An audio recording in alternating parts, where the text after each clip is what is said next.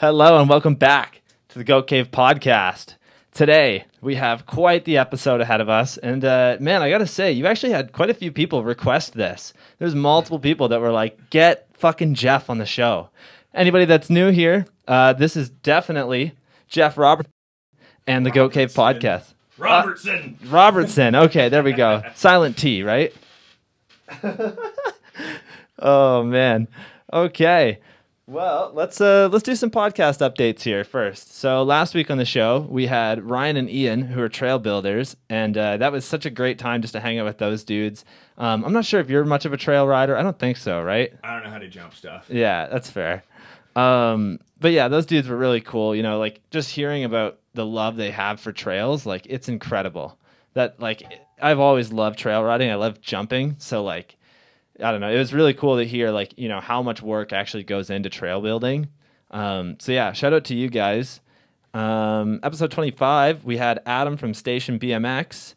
Yeah, incredible. You've known Adam for years. Like we were just talking before this, that you don't even know like when you met him. That's how long ago it was. It's been back in that main cycle prior to my BMX riding. So. Yeah, that's fucking nuts, man. Yeah, Adam was such a treat. You know, it was really like awesome time hanging out with him. You know, we talked a lot about the ins and out of like owning a BMX shop, and like you know some of the stuff that goes down with it. So if you're interested in BMX shops or just riding in general, go check those. Like, just go and check that episode out after this. He's awesome. Go and support your local shop. Keep BMX alive. Next week on the show, I sit down with Mike Spinner. Join us as we talk about landing the world's first 1080 and quad whip, why he retired, and how he became the CEO of a huge supplement company. Mike Spinner, give me free caffeine. Hell yeah. It'd be incredible. Do you use those supplements at all?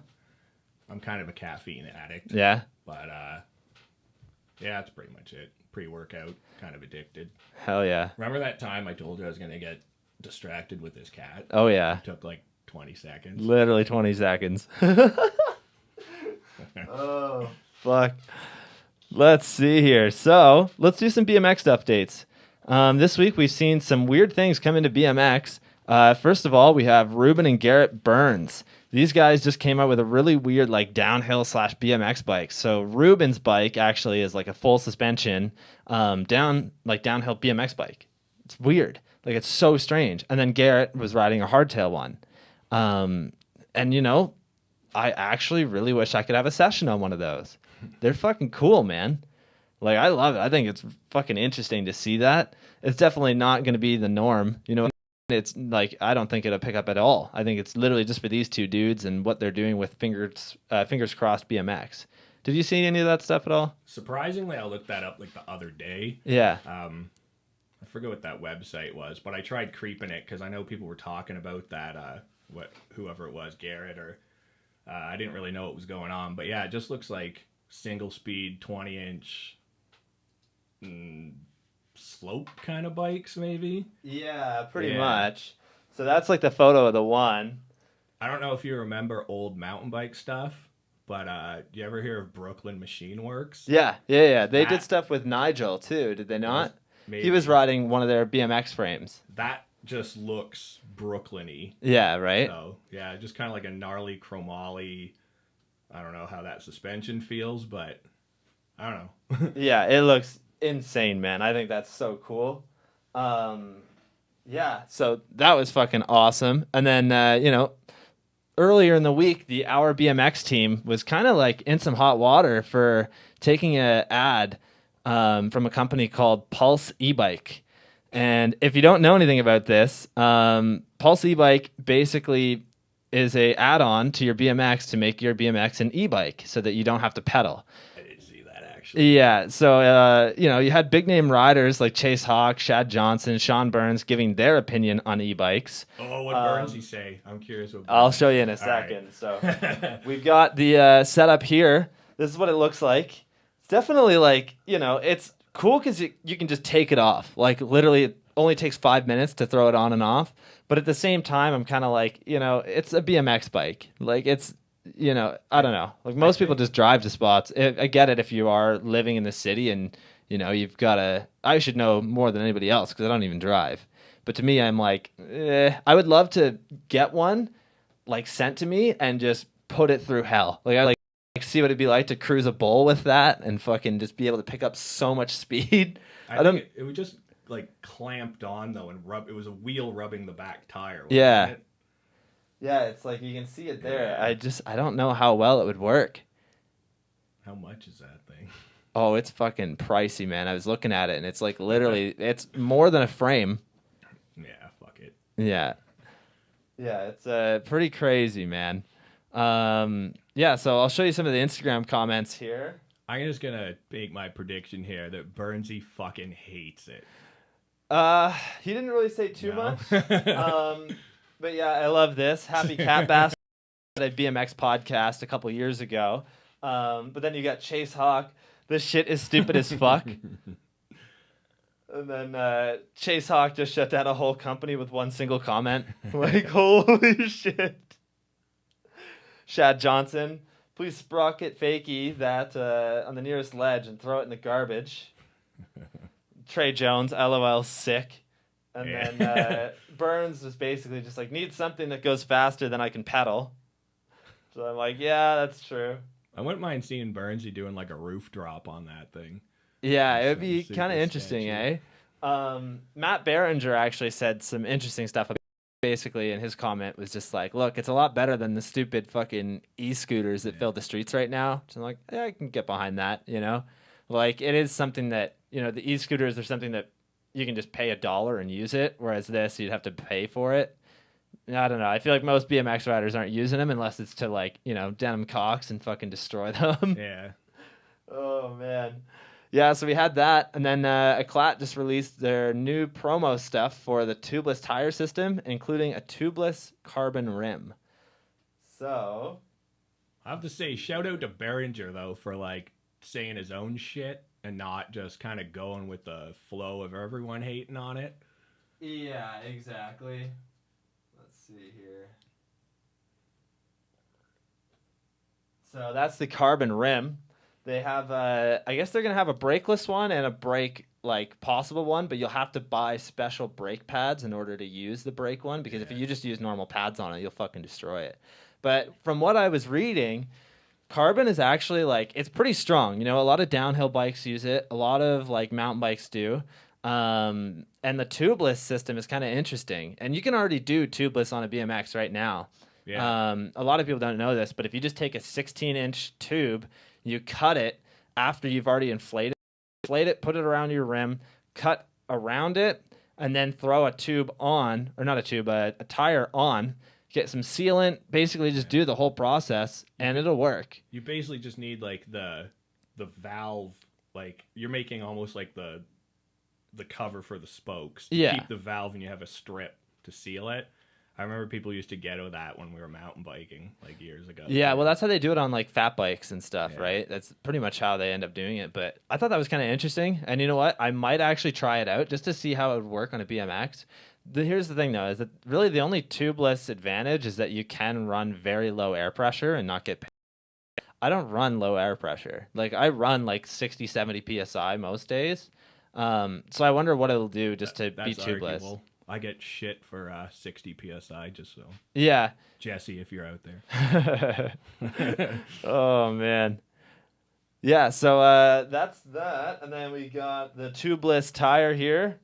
I'm like, that's pretty interesting, man. Like, it's kind of cool. I think that it's an interesting thing to start doing within BMX. I think, BMX does need some innovation. Like, there is lots going on right now, but seeing stuff like this rather than the fucking e-bike makes me so happy. Like, at least I got to see two cool things this week. Those fucking downhill bikes and then this. Like, it'd be pretty interesting. So yeah, keep your eye out for that, guys. I wonder how much the carbon rims are going to cost. They're going to be fucking expensive, I bet. I wouldn't doubt it. I think I'm way out of the loop for mountain bikes, but I think mountain bike carbon rims are still pretty pricey. Yeah, exactly. Oh, fuck. The tubeless thing kind of seems like it's going to be a park rider thing. I feel like I don't know. I remember people ripping berms and stuff and like burping air and stuff out of those things. I can imagine me landing sideways with that thing, him flying everywhere.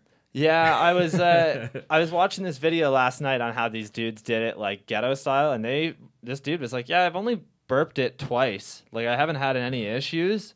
And when he did burp it, he only lost like 10 psi. But I'm like, that still kind of sucks, you know? Like if you're gonna run tubeless, you almost need to be ready with a fucking pump. And like they were saying that if you put like good sealant in there, you're not going to get any holes. Like you might, if you run over a nail or something, it'll definitely end up with something, but I don't know. I think it seals that though. If you yeah, do it does seal pretty hole. quickly. Yeah. I think that my thing with that is I think it just seems messy and more work. I can like how long does it take you to throw in a tube? Yeah, I think really the only advantage of doing tubeless would be to be able to bring, just bring a pump with you, and then you don't have to take your fucking wheel off if you do end up like, fucking up your tube. But at the same time, just carry some wrenches. They're a lot smaller than that, right? Like and lighter. Yeah, and lighter. I'm assuming. Yeah. People are going to be throwing like 90 bar spins in a row. Sure enough.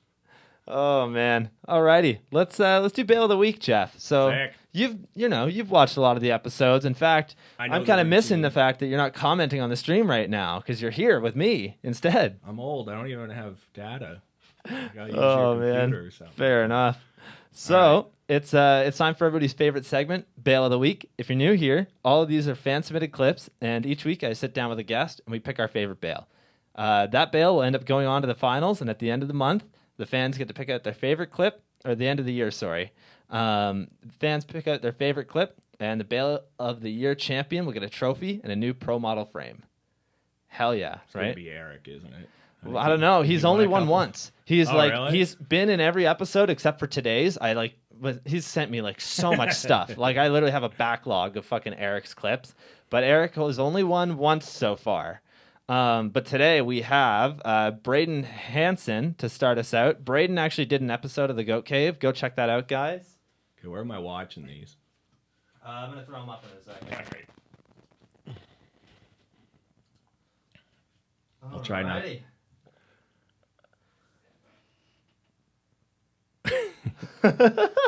No, That's such a good one because like you don't expect it. What was he trying? I think he was just trying to go like across and just slid out, like maybe hit that dude's tire.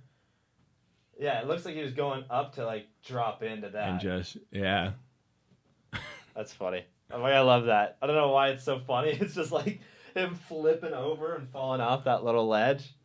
Oh man! And then next up we got Blair, aka Name Change BMX Foo. Oh, that's a good one. I guess he was trying to do a Bubika there. That's pretty gnarly. Yeah, that's like the worst, man.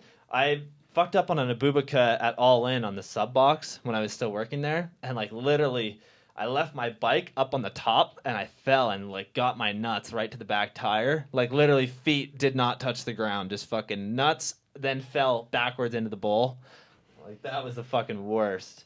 All right, and then next up we got Zach Gerber. Oh man. Oh, I just knew something gnarly was going to happen. That guy's crazy.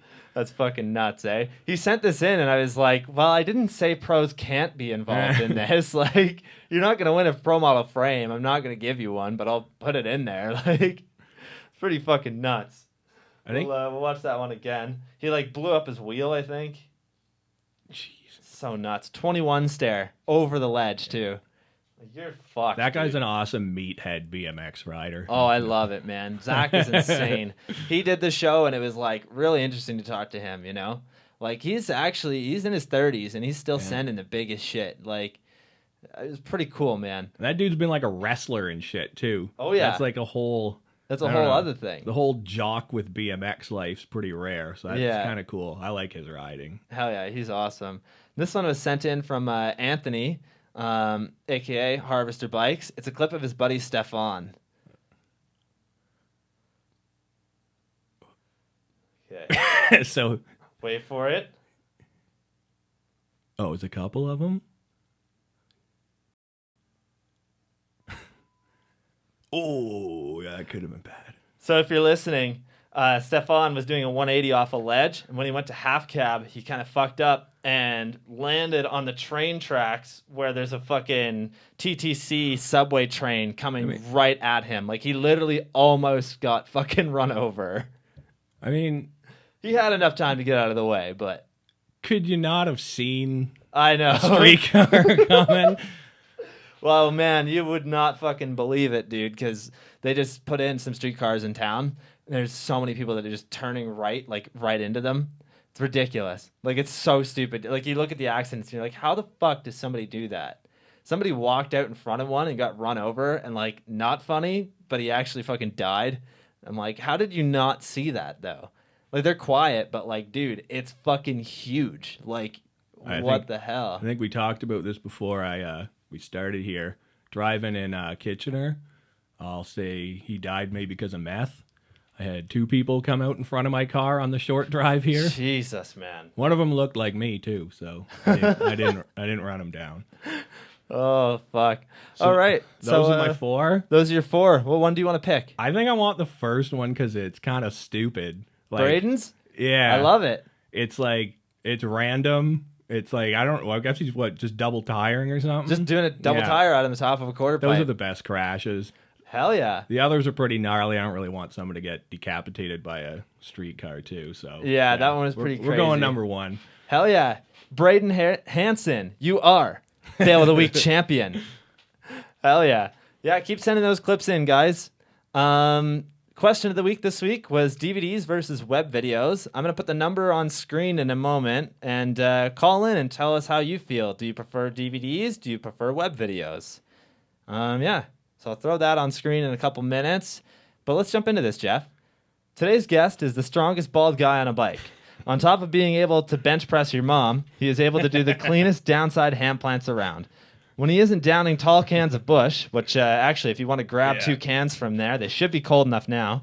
When he isn't, downing tall cans of Busch, you can often find him wrestling mountain lions. He will throw a car tire over your house and then jump off your roof with his mountain bike. We are, of course, talking about level 3 cat owner, Jeff Robertson. Jeff, how are you? Pretty good. Here, let's get this started. Yeah. We're going to do some Busch today. No crafty beer. Busch beer, courtesy of Jeff. Oh, man. Oh, burp fail. There you go. So let's... All right, we're good. So let's go way back to when you first started riding. How'd you get started? I love the glasses, by the way. I gotta say, it's so funny because I can just see my reflection, but rainbow. Pit Viper. Hell yeah. How did I get in BMX or riding? Because I was a mountain bike fag forever. I was kind of like a trials dude. Yeah. I don't even remember. I think I used to ride downtown Hamilton, ride trials probably on my own or maybe with one of my friends that I grew up with. And, oh man, these people aren't even around anymore. Jeremy Hooper, Fat Mike, a whole bunch of BMX dudes I probably just ended up riding with, and I just rode my trials bike with them. So I guess the natural step was eventually to just get a BMX. Because I used to do sprocket grinds and probably stupid shit on that thing. Hell yeah. And actually, this is kind of a cool story. So my first bike, Adam Maroka, I think, bought it brand new. FBM Angel of Death. This thing's been hoarded around to everyone. I know Andrew's ridden it. Beatrice has ridden it. Man, who else owned this thing? This thing's just been hoarded around Hamilton forever. It's 9 pounds. My first bike. It was also known as Brownie. It sits on my wall right now. Only frame that I know that I've just never cracked. Wow. I had that thing probably for, I don't know, maybe first 3 or... Actually, I had that thing until Mitch Sire came along, and I rode his McNeil Heaton, and he got a new one, so I bought his. Hell yeah. Oh, man. Yeah, so I guess that clears up what your first bike was. Yeah, Angel of Death. There you go. That's such a that of course is totally a Jeff bike. You know what I mean? Like that is so an angel of death. When I think who's going to be riding that, I just picture you. I don't think I could ride that thing anymore. That thing was awful. Man. That's awesome. Well, how did you get started into like trials riding and mountain biking? That I actually don't know. I had like a cross country bike, and I think that probably just got boring, and I don't know, started bouncing around. I had a whole bunch of old crap in my backyard. I made like a little trials course. Nice. Yeah, I guess like how I ride now too. I just like don't really flow around and stuff, so the trials thing kind of just bouncing around. I don't know. You've got like some of the coolest tricks though. You know what I mean? Like you might not have too much flow. And this is not me saying this. This is you saying that you don't have much flow. We don't have to be nice here. There's actually shout out to, what was it, Slow and Stiff BMX on Instagram. Nice. Hell yeah. One of the like most interesting clips that I saw you do is you're wearing like a trials helmet, and it's in like one of your recent posts. It was like a little web thing that you made, I think. You did a 180 like back tire jam, or like this would be like back tire jam, like 90 back tire jam, 270 out, like over this box jump thing at inflow. That was so fucking cool. I loved that. Was that like the 180 to over? Potentially. Or is it? I do a couple of jammer things. Oh, that's what exactly are you guys doing? That's exactly what I wanted to happen. Yeah, I'm gonna stay in here. Man. Yeah, that little step up thing at inflow was sick. I wish they still had that. There's just like unlimited jammer things you could do there. What are you doing? Oh man. Yeah, we brought the cats in today because Jeff is, a cat lover. So the rabbits are still here. They're probably scared shitless hiding somewhere. And Lou's just fucking around. And Amber Kitten is just being crazy and orange like. I had a couple of rules. No pussy beer. And cats in the room. Yeah, there was definitely there was some must-haves, Jeff wasn't going to do it if the cats weren't in here. So hell yeah. Yeah, so how did you were talking a little bit about how you had a little trials course in your backyard. Well, that's obviously evolved into a little spine mini with like a nice little slant wall on it, a nice little wall ride as well. How did you like get started with that? Because that project is so cool. I'll throw that up on screen for you guys. Yeah. You have pictures of that? Yeah. Been stalking me or? I like literally go through everybody's stuff. Oh shit. Yeah, there we go. Yeah. So the purple ramp. Basically, I just wanted somewhere for my cats to play fetch, and that was a design.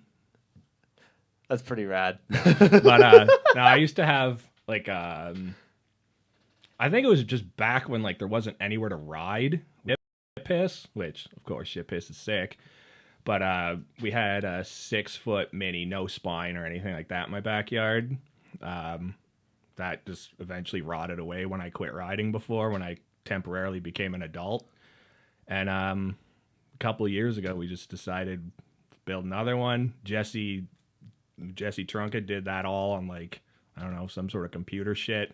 Calculated it all out, ordered the wood, and had like a horrible summer building it, but I'm pumped it's still there. So. Hell yeah. Well, you've had it for quite a while, right? Like you actually just resurfaced it last year. Yeah, we fucked up on the flat bottom. If anyone's building the ramp, use just one thick piece. We like doubled up 3/8, and like all the water kind of goes in between it, and it rotted it out. So yeah, last year with all that rain and stuff too, it took super long to resheet the bottom, but now it's mint. So hopefully we get an early summer and have some ramp parties. Hell yeah. Yeah, I really want to try and make it out. I haven't been there yet, but it's my goal to come out this summer and ride that thing. Yeah. It's incredible.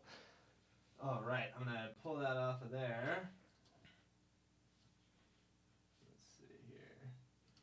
I'll tell you a quick side story of that too. Yeah, so please do. Coach Trunka was like the foreman of that job. Yeah. And I guess one day he wasn't there, so... Sorry, this mic's all fucked. Yeah, I'm gonna hit this, and the cat's probably gonna touch it. There we go. Oh, maybe. I fucking hate this mic. I need a new one. That's like literally first on my list. Yeah, that should be working there. All right. So, anyways, myself and Adam Maroka I think it was just us. We're like, man, we'll ding out all these ribs and stuff so we can like kind of get ahead here. Yeah. So I think we both thought we were doing a pretty awesome job. And then Jesse came here and he like made us take all of it apart because it was all crooked and shitty. Oh, fuck. That's hilarious.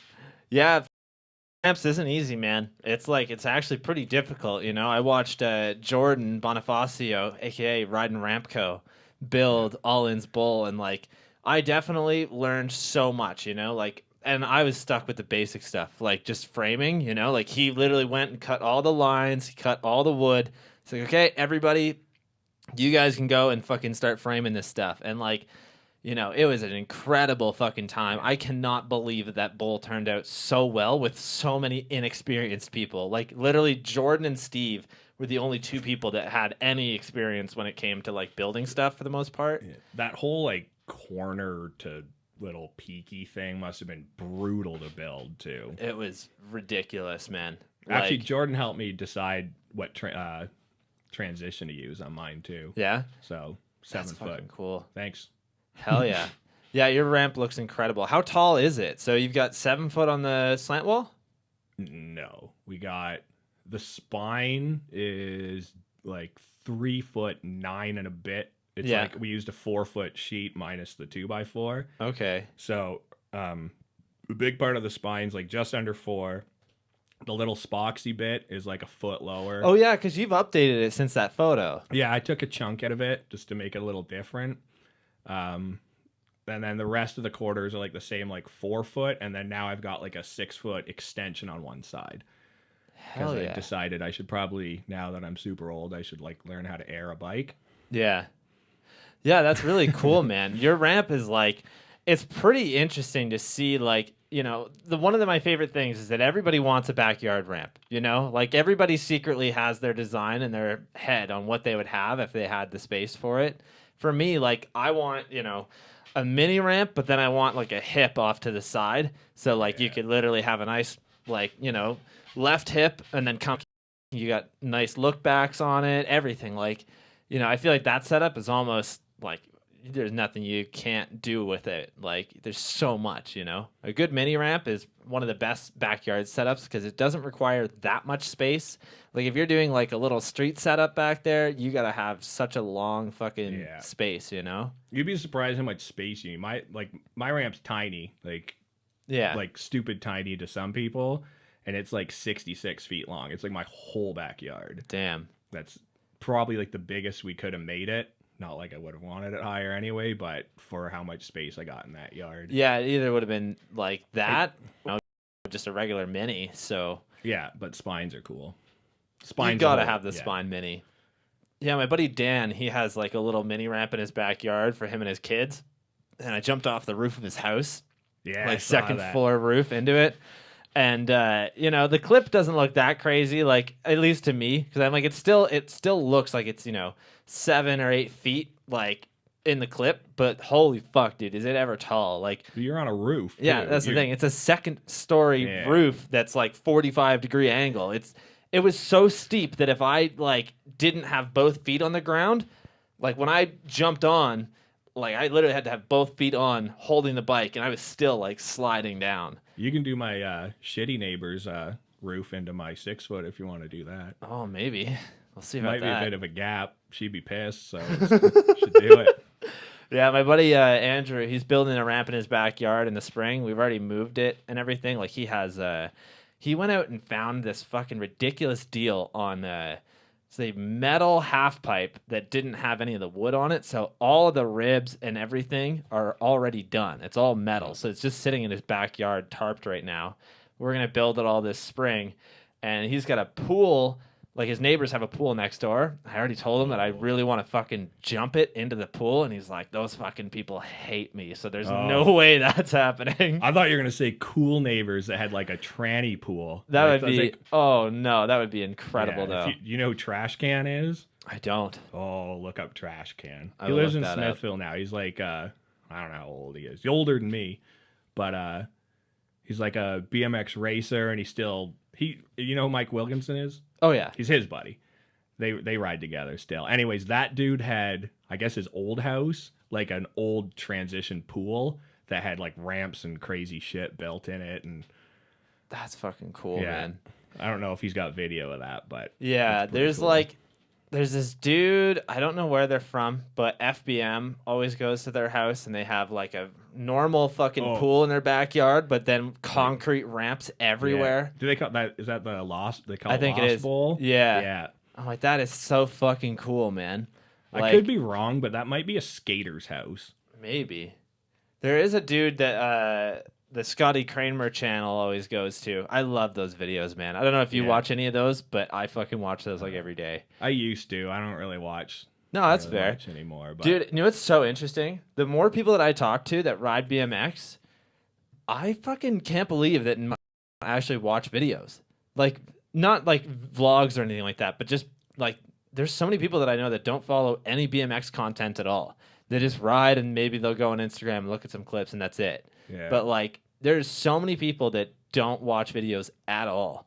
It's so weird to me. I don't know why. I think just because I've always been into videos, so it's hard for me to understand like what else they would be doing, you know? I think I just speak for myself. I think I go through waves. Like I used to be on like all the sites kind of thing. Like I'd always creep like Dig and when Ride was around and even Vital. Yeah. It's like I'd probably watch every video that was posted. Yeah. I haven't watched stuff in like ever. Yeah, I can It's been a definitely while. I can see that, you know, like back when those sites were still a really big thing, you know, I had my trailer for Fuck Asses end up on Ride UK, and like the first trailer ended up getting fucking close to 2,000 views just from them. And I was like so blown away because, you know, like the next video that I shared, they also shared it, but you could see the decline. Like the next video only got 800 views. The next one after that was like a little bit more, I think, but nothing crazy. And that was because it was like a year later that I was posting this stuff. And that was right when like social media of BMX started to kind of switch over, I guess. You know, people really weren't watching like longer videos anymore. Yeah, I don't have an attention span for that shit either. Sometimes Yeah. I'll like scroll through Instagram and you see some stuff, and then when it's like your buddies that have an edit or something, they always post it on their stories anyway. So then you just kind of check it from there. But yeah, actually, I'm going to throw up the number right now. So call us and let us know if you like DVDs or web edits, if you watch your stuff on Instagram, if you try and get, you know, hard copies of everything. Yeah, so the number is on screen there. Feel free to call in, guys. Yeah, so fucking your ramp's incredible. Do you have any other plans for the ramp one day, or do you think it's perfect right now? I don't know. Dude, it's like never perfect. I think like what you were saying about like a hip, like that would be the sickest shit in your head that you'd never get bored of. Yeah. And that's kind of how I felt towards the spine. And then you have it, and then you're kind of like, I don't know, maybe I should change it. Maybe I should put it in something else. Yeah. I don't know. Not going to put it in an open loop? I actually like seriously considered that after FPM. I'm not even joking. I had a plan for the winter. Yeah. That off my off the little Spoxy bit, I have like 8 feet of grass. Yeah. And like the FBM one was like 8 feet, maybe 9 feet tall. Oh, and damn. they seriously just had like a quarter. They threw a pallet on it and like bent some shitty wood. Like Yeah. it was the ghettoest thing ever. And then just like a flat bank landing. Damn. And we were like kind of in line. Crandall called me out and I kind of wanted to do it because the Swamp Fest ones are so big. Yeah. I was kind of feeling it. And then the dude before me did it and everyone kind of like swarmed him. So I never actually did it. I kind of felt like mentally I was like full commit to it. I don't know if it would have worked or if I would have just bitched out, but I thought about that for like a week or two probably after I came home. Damn. And yeah, it didn't happen. I realized that snow sucks and I'm not going to go outside in the winter anyway, but Yeah, you don't want to shovel off the ramp. What do you do in the winter? Do you actually like tarp it? What do you do to maintenance it, I we guess? tarped it once. It was a shit ton of work, and I think honestly my cats were on it, and Wrecked I think they had like pinholes in the tarp, Oh, so all shit. the water got under the tarps anyway. Yeah. And it like just probably made it worse because then now you wait for the spring when it's warm enough to take the tarps off, and then it's all fucking puddle underneath. Yeah, that's so not good. In the fall, I try to just give it a fresh coat of paint, and it's fine. Oh, that's a good idea. Yeah, it's wood outside, so it's gonna die anyway. Yeah. But Yeah, I know there's a lot of people that like think about investing in skate light or something to kind of keep it, and I'm like, dude, don't fucking bother. Like, every place. dude, no one can afford skate light. Yeah, I've it's heard so many expensive. People, yeah, I don't know what the price is, but like if I set a stupid number, like if it was like $420 a sheet, I think like that's probably pretty close. It might be like 200 and something, Yeah. but like of how much you need to sheet it, it's ridiculous. It's not going to happen. It's for places like Woodward. You know what I mean? It's for these places that have no other option. They don't want to destroy all their shit right away.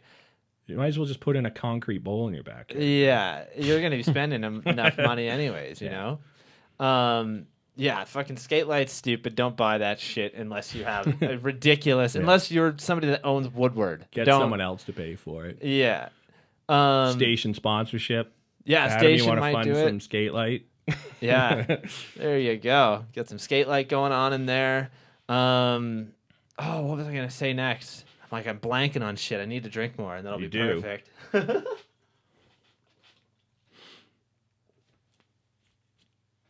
Oh man. Yeah. So let's talk about some BMX trips. You actually just mentioned a minute ago that you were going to try an open loop at the DIY championship, right? Well, I'm not calling that out, but yeah, I kind of wanted to do it. Yeah. Okay. So how well do you actually know Crandall? Because you were saying that he called you out on it. Does he just know that you're a good rider? I know that you guys have met. You've obviously done your honorary pickup of him. Yeah.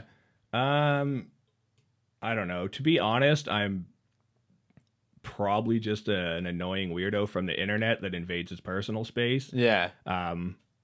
For all I know, the dude might fucking hate me. But hey, try that open loop. You'll be fine. No, I don't know. Crandall's fucking cool as shit. Everything that he does and like all the FBI, it's so fun. It's so good. It's so chill. It's just everything's perfect there. But yeah, I generally just like see him once a year if I go somewhere. We're not like buddies or something. Yeah. Yeah. I shit talk him on Instagram all the time, and he responds all the time. I don't know if it's in a friendly way. He's probably sick of it, but he responds. There you go. Oh, I think somebody tried to call. Sorry, Chris. 1 second. It should be working. I don't know why it's not. That's weird. I'm like, I wonder if I put the wrong number. That would be fucking hilarious. I don't think so. Do I have to use this thing now? No, he's not. He's not calling yet. But which Chris is this? Chris Johnson, if you know him. He did an episode of the show. He's a photographer, one of the best actually. He's pretty great. Chris, I have to DM you after this. Remind me, I've got some stuff for you. Yeah. So BMX trips. We were talking about DIY championship there. What is that like? Because everybody is fucking going nuts. Like the ramps and shit there are ridiculous. Like last year's, they had a car with a handrail literally wedged into it. Put on some chapstick quick here. Yeah. I don't know. It's probably pretty close to what the videos show. A lot of people are just there to hang out and kind of be crazy too. I still have lasagna in my head tube from that. Nice. Yeah, I don't know. I don't really know how to describe it. The ramps are just insane. They had a huge quarter pipe back there. They have Powers. Yeah. I think is that always there? I actually think they just took that down because every year they repaint it and make it something crazy. Yeah. I have a feeling it's gone now. Yeah. Well, I wonder because we were talking about FBM, and obviously many of you will know that FBM is no longer, sadly, and it's really rough that is the case. But I wonder if it's not going to be able to sell stuff anymore. So I don't know if he would still doing jams and stuff. I'd assume so. Crandall is BMX. He's really devoted his entire life to it. He lives in a fucking bus just so that he can go and ride. You know. The only thing I know about that is he says he's still gonna do weird shit. Yeah. Whatever that means.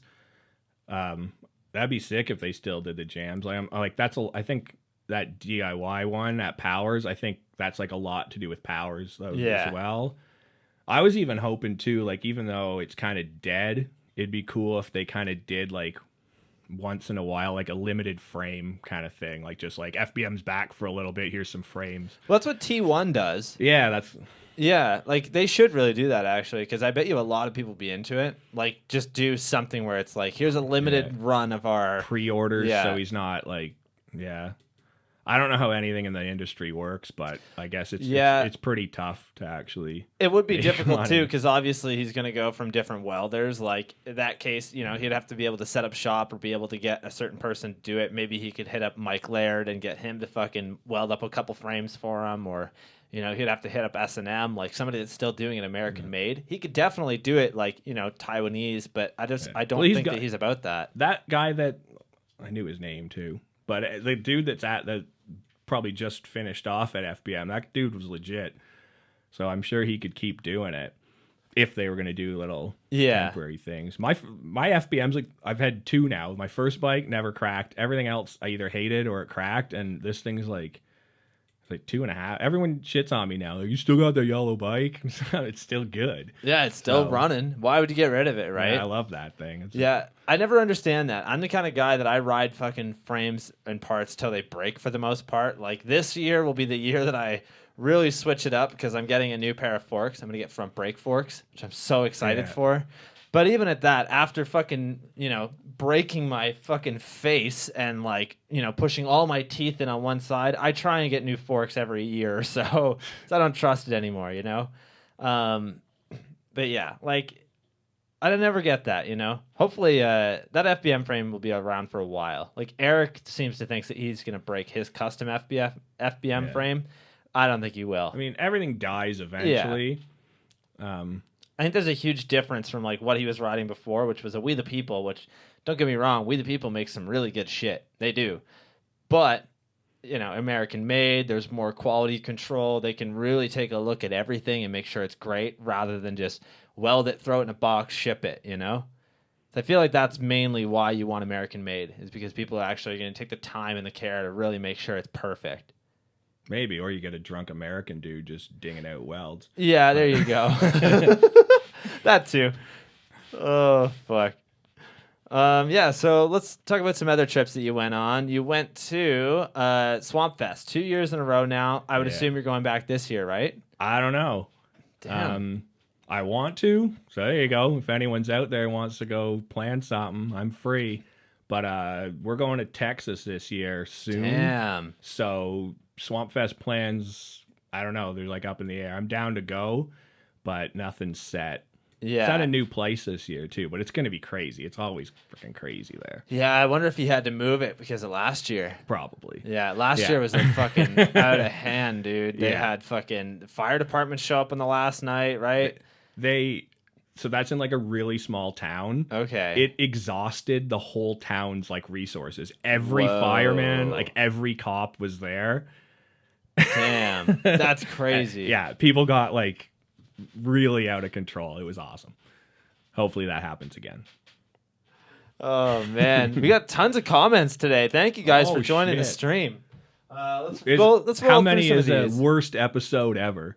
None of them yet, luckily. Let's see. You know Eric's frame has 40 dents in the down tube from Chris Johnson. Yes, I do know that. I was there the first time that he did dent the bottom, and I swear to God, he actually almost started crying. It was like pretty close after he got it. He was so frustrated. I was going to say, didn't he do that when it was really new? Like literally had it for a couple like weeks and then dented it. But like Eric's riding, that's what happens. Dude, like he's never grind. he's never had a frame that doesn't have a fucked up down tube. Yeah. Whereas I've never even dented a down tube. Luckily, I don't do shit like that. Yeah, though. I don't really either. Yeah. Let's see. Hey Jeff, it's 1 second. Jesus. Better not. Not as good as the Adam episode is what somebody's saying here. Someone from station shit talking. Hopefully. Hey Jeff, it's Barspin Big Kyle here. Have a good day.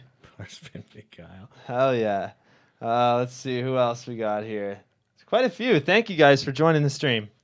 Yeah, wow. Thanks for making me feel special. Hell yeah, man. Old man sitting here drinking beer. And if you guys are experiencing lag or anything, I'm sorry. I've been trying to get my internet fixed. It's fucking rough. I love doing these live, but it might have to switch. I think soon we're going to be switching it to fucking editing and post and whatnot, which sucks. Because I'm like, all of my fucking bail of the weeks have been like lagging for the video clips and whatnot, which sucks. So we'll see. It's getting fixed soon. Don't worry, guys. I am actually on this. Yeah, so you want to go to, you did Swamp Fest 2 years in a row. Swamp Fest is insane. Like, the shit that goes down there. I can't believe they built a pallet loop last year. You know, like, it was huge. And I love that it had both exits, like both sides and with open loops. It totally had like a kink on the top. Oh, absolutely. It wasn't good by any means. I can't believe the amount of people that actually fucking tried it. Like, Denham Cox did it, and then he tried it on a Barbie bike, didn't he? And he ate shit. I don't know. I know a lot of people, like, fucking ate it. A lot of randoms just want to be like the first, but people like, I don't know how to do a loop, but they like got stuck or they pulled weird, or like, since you go in the middle, they wouldn't carve over enough and they like fell into fuck. That's rough. Yeah, that's way crazier than an open loop, I think. Now, did they just start it off with no mats or anything? Because most times when you start with a loop, they throw some mats in there and you get people to try it. Yeah, so literally you fall on pallets, plywood, and like even fucking nails sticking up. I was riding like the back side of the loop. Yeah, with, like, this big. Well, you did a huge fucking hand plant on it. Yeah, my only trick I did on the Jesco thing. And it's seriously like big nails, because like you can't nail into dirt, right? Yeah. So they're like throwing nails through sheets of plywood. They're just coming up, and it's really sketchy. You fall down there, you're fucked. And you know what? Even FBM Jam was like a little ratty like that too. I didn't even know, but I got like a scar back here now. Yeah. Just I think I don't know how I caught fell, a nail. but yeah, I caught a nail. I just had like a gouge. You know where the fuck that come from? Ooh.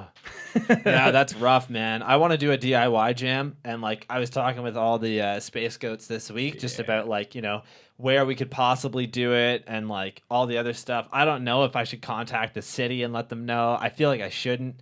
I kind of want to do it under the radar, but at the same time, I don't want to go to fucking jail for like building all this shit on somebody else's land. Yeah, but are they really gonna prove that shit? That's the thing, right? Like, I thought about, you know, because I never contact the city when I do jams. I just do it. Like, that's the thing. You know, I've done Oktoberfest a couple of years, and then typically my street jams, you don't bother because you're not, like, the only time you're ever using city property is when you're actually biking down the street, and, like, you're fine. You know, you've got fucking 50 BMXers. You were there last year, and like you can say, definitely, there's so many people that show up to that. Yeah, your jams are rad. Thanks, man. I always try and make them like, you know, really good. I was telling Adam about it just because like I have the thing where I really stress over it because I want it to be not the best for me, but the best for everybody. I want people to enjoy it, and I want people to come back and hang out, because that's all it's about, is just, you know, come out and fucking ride your bike. Like, you might win a couple bucks, you know. I love to just give out toonies and shit to people. Yeah, go and buy some fucking lunch with this. Go fill your tall cans up, you know? Yeah, so I don't know. I want to do a DIY jam this year.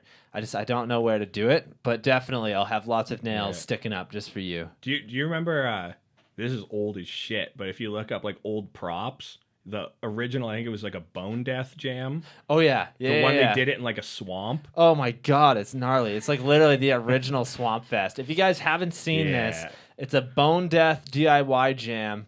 And they've got a fucking with Crandall too. Yeah, with Crandall. They've got a fucking huge like 10-foot tire ride thing that people were trying. There's people landing on dead turtles. Yeah. Like, it's so fucked. And then eventually at the end of it, people like the fucking police and the fire department show up and shut it down. Like, it's crazy, man. There was this one dude that tried to jump this fucking huge, like, they're like old. What do they call it? I think it was the Holy Roller. It was like a fucking huge transition, probably 8 to 9 feet tall, of just pallets with a big, like, it's like a big tank. Almost, yeah. I don't know what the shit it was. It's huge. There's two of those things. Yeah, it was like huge fucking... It was literally like a 10-foot wide, 10-foot tall yoga ball that they built this around pretty much. They had two of them, and you're supposed to jump it and then land and then jump it again, and he tried to jump both of them and just fucking died. Like, he ate shit so hard. Like, I can't believe the fucking shit that went down there. Plus the Crusher's in that too. The Crusher, yeah. He's got fucking Bone Death tattooed on his back.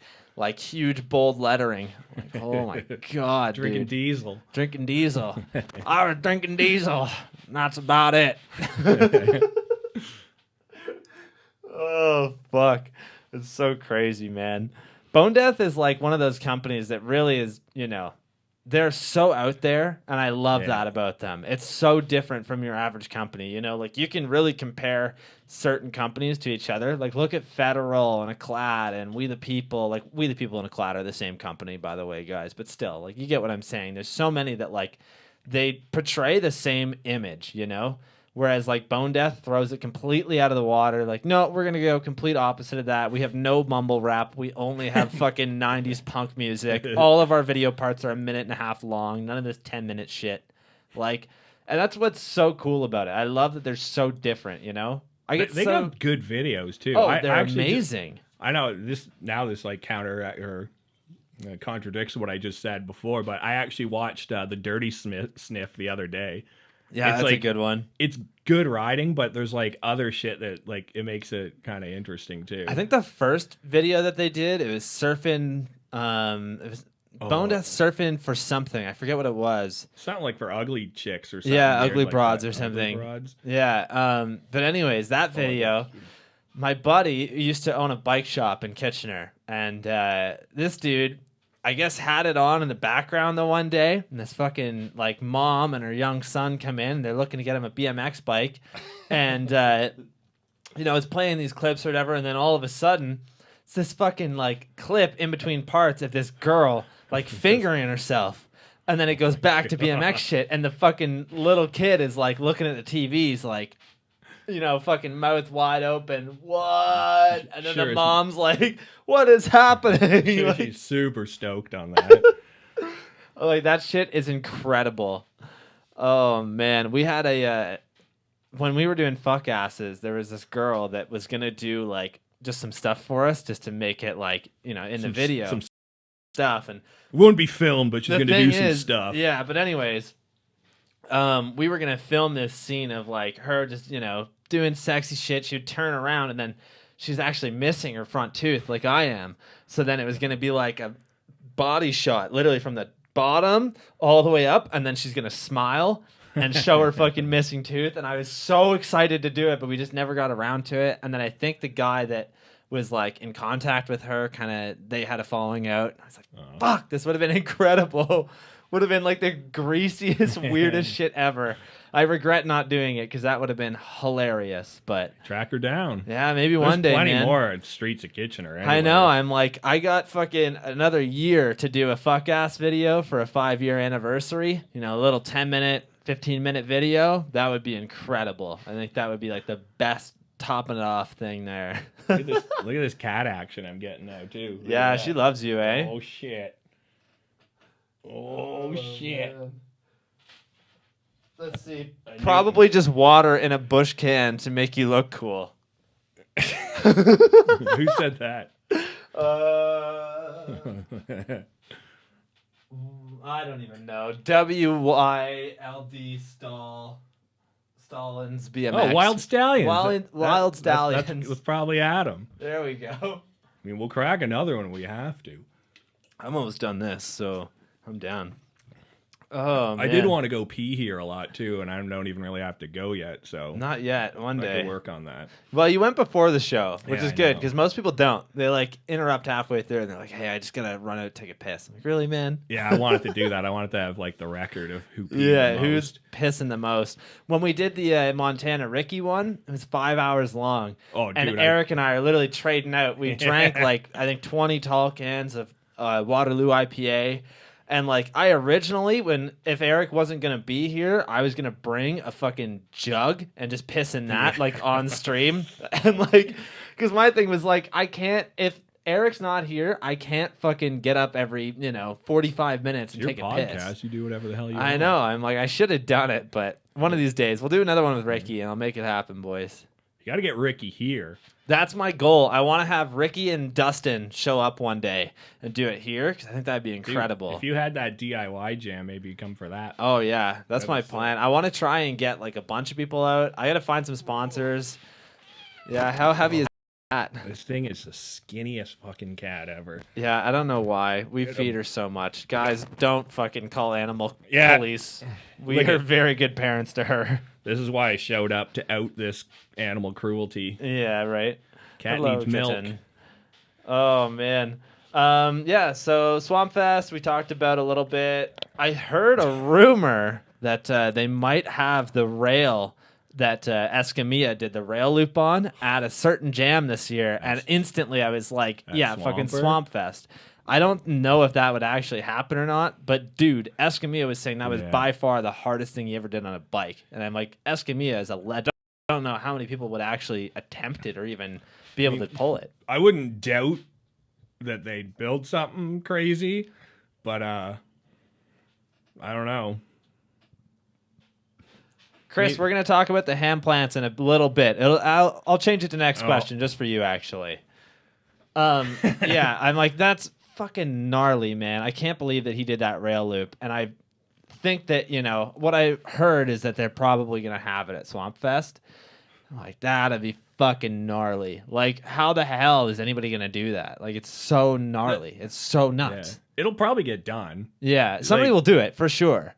Crazy rednecks and booze get shit done somehow there. I don't think anyone's really been, like, seriously hurt there yet. Which is pretty crazy. Yeah,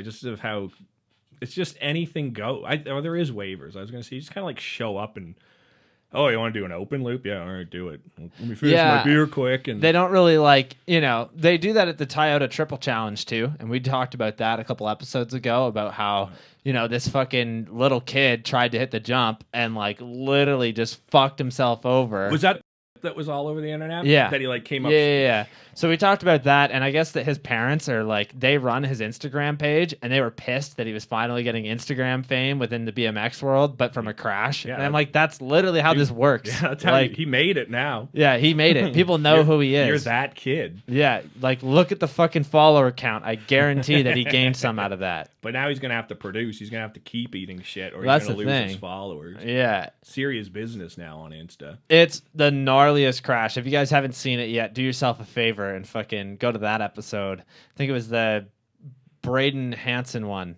We talked about that. Yeah, fucking gnarly clip.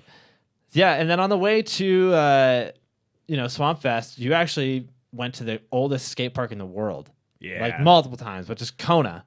Kona Park is fucking incredible. One of the most famous lines on BMX, it was produced there, and that was Van Homan when he tail whipped the fucking snake run gap. Like literally nobody even wanted to gap it. He gapped it and then fucking tail whipped it. And then, you know, if you can gap it, you can do a tail whip and you can tail whip the gap. The legendary quote. Yeah. Yeah.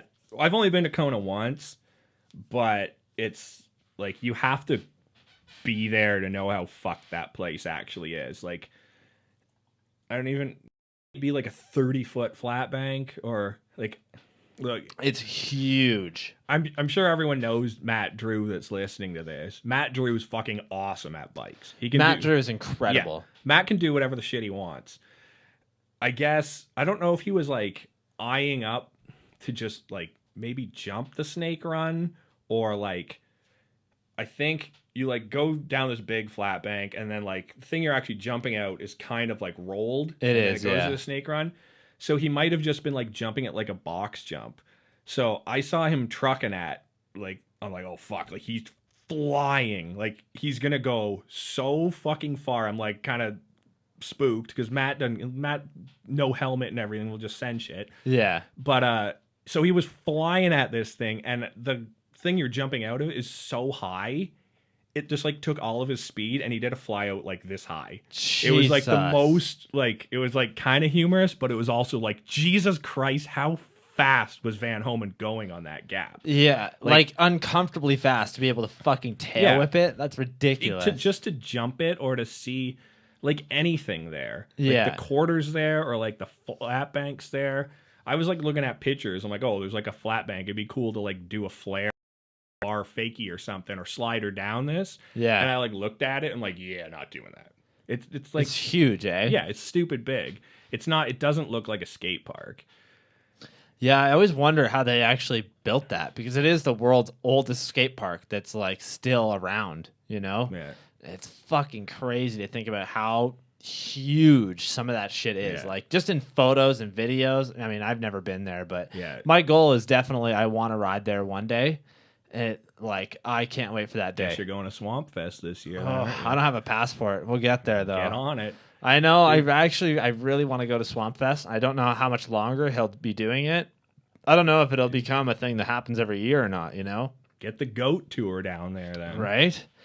I know. I'm like, I've got some plans. I've told you about them beforehand, but I'm not saying anything yet. So, oh man, yeah. Swamp Fest is nuts. Kona is fucking crazy.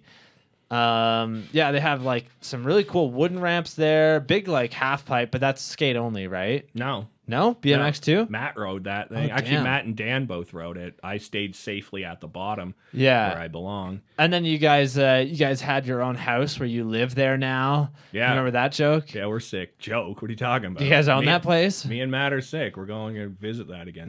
Nice. Might trade That's it in awesome. for a Texas place soon. That's a good idea. Probably just buying a bunch of property now. We're going to get some Austin property now, maybe. It's a good investment. Yeah. Austin's really doing good, right? So, yeah, Maybe. there's like so many fucking BMX things that happen there. Like, I really want to go there one day. Like, Austin, Texas is the fucking BMX capital of the world. You know what I mean? Like, it's gnarly. There's so much crazy shit there. House Park, 9th Street trails. You got to definitely do something at 9th Street just for me, just for the Goat Cave. Like Flare When you go there. Landing. Yeah, Flare Landing. I'm willing to bet I won't be able to jump anything there. Oh, I can almost If we guarantee it. It's just not a... I'll drink beer there. You want me to do that? Yeah, please do. All right, I'll tag you. I'll make an Insta. Yeah, if An you Insta don't, I'm gonna be story. really angry. Oh, I'll drink a beer there. when Hell other yeah. People are riding. Yeah, can we grab another one? Yeah, well, I got to drink mine, I guess. I have two in this thing, which this thing is cold, but we'll throw it in the ice. I'm like, I left all the ice in there the one day, and I came back a couple hours later, and I was like, oh, that's not good. You want to throw those in there? Oh, shit. They'll get And I colder. guess I'm spending the night now. Oh, fuck. Those glasses aren't throwing you off at all, eh? No, regular life sucks with these things. I know. I keep looking over and it's just throwing me off. I'm like, this is so weird. I don't know why. I was driving here with them, and I took them off for like a second, and everything looked pink and shitty. Yeah, So I think I just have to wear these now for the you rest gotta of my night. wear them. Oh fuck. Yeah. So I was looking at your Instagram while doing research for this, and I came across a photo of a pizza with French fries and chicken nuggets on it. I was telling you a little bit about a Pooza. Have you ever seen what a Pooza is? No, I'm Do kind you of know what a Pooza is? somewhat scared because it's got the word poo in it, but Okay, what's the so Pooza? Taylor and I go to a music festival in Montreal. It's called Pooza Fest. It's based on a pizza with a poutine thrown on top. And the music fest is all like, punk music, ska punk, just anything like that genre. And it was actually really good. I'll throw a photo of it on here, but There's gravy on it. oh yeah. I mean, gravy is probably pretty good.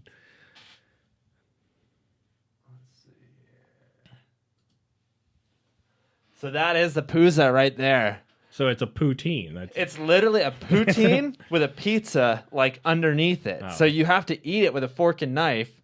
Or I guess if you have like a pizza cutter, you could potentially like Yeah, eat but the it's- slice, but it's a mound of stuff. it's literally a mound of stuff. Yeah. So like Taylor and I eat this at fucking 2:00 in the afternoon. I've already had like 5 or 6 tall cans at this point, and I'm just so excited for it. We went back to the hotel and we just hung out for like the next couple of hours, and we were like, dude, fuck, this is not good. Like you definitely should never combine the two. It's great going in. Your stomach's gonna fucking it's gonna hurt. I mean, I'd probably be okay. Yeah, you'd be fine. Oh man, yeah, fucking Pooza is amazing. Definitely, I can't believe that people don't actually like do this here. How fucking gnarly is the pizza at the bottom of it, like cold and saturated. It was and definitely, gravy. yeah, it was a little gross by the end of it, but we ate the entire thing. And it's not that big of a pizza, to be honest, because it is like, I think it's like a 12-inch pizza. So like a normal small pizza, I would say. I think there's better things you can do with that. Yeah. Like, even if you like made like a pizza pocket kind of like roll. That's a good idea. Yeah, are we just going to talk about food now? No, I just wanted to throw that one on there. Right. Let's answer this fan question from Chris. So Chris Johnson wants to know how hard it was to learn downside hand plants. I've always wanted to learn how to do them, but I'm the biggest bitch and I've never even tried. It just freaks me out that you have to do like half a flip and then catch yourself and then push yourself back.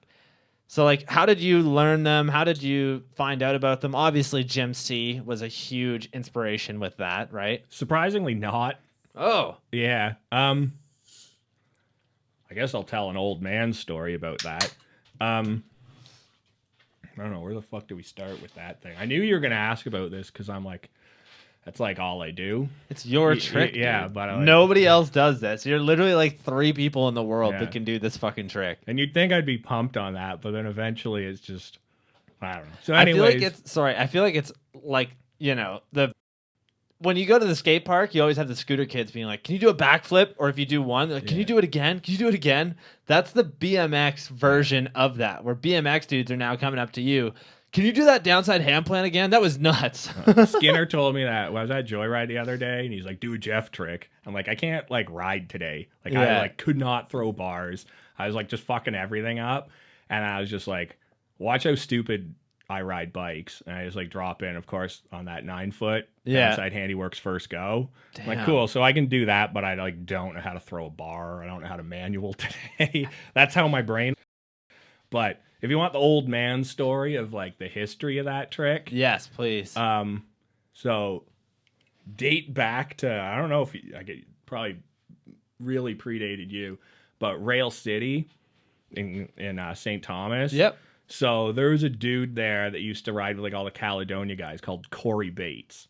Okay, I feel like I've heard that name. Maybe when like people really weren't doing bars, people weren't doing whips. He was doing like double trucks and hop whips, and like he just got really good really fast. And he was like, I want to say this dude was like 6'6", tall, lanky dude, like just fucking rake hands and stuff. Yeah. There was a setup there. It was like, I refer to it as like the wall tap that everyone in Ontario learned how to do wall taps. Nice. Like I actually remember that day that like everyone was lined up and we like took turns, because back then, like, I guess you'd never see a setup like that unless you entered like Metro Jam. So, oh, I'm spilling shit. Anyways, so on that thing, it was just like a quarter. And it was like kind of used as a sub too. So I don't know, like maybe like a 4 or 5 foot sub or something. Corey Bates, I've never seen this trick. I think Chris Doyle used to do them though too. But I was like, me to you close, and this dude comes up and does this big downside foot plant. I had no idea about this trick. Bike's upside down, his head's like dipped, and like his legs are so friggin' long. It looked like the fucking craziest trick I've ever seen. And at that point, it was just like, that's the coolest trick in BMX. I need to learn this. I don't know what came first for that or hand plants. I learned hand plants over a spine, and I got like stupid ways of learning things. So how I learned hand plants over a spine is, you ever do like a foot plant over a spine? Okay. And then you foot plant over the spine, kind of dip it down. Yep. And then you kind of like do it until you take your hand off and you touch it. And then eventually you kind of just like man up and just do the, man up after bitching out for like 300 tries. Yeah. So eventually I just kind of like did the hand plant. And I think from that downside footy, I was just thinking, and I never thought to do it on like a quarter pipe. I always thought if there was like a quarter slant wall that was really close, how crazy would that be if I did my downside footy, started taking my hand off and started touching it, and then shit, could I do this without a foot?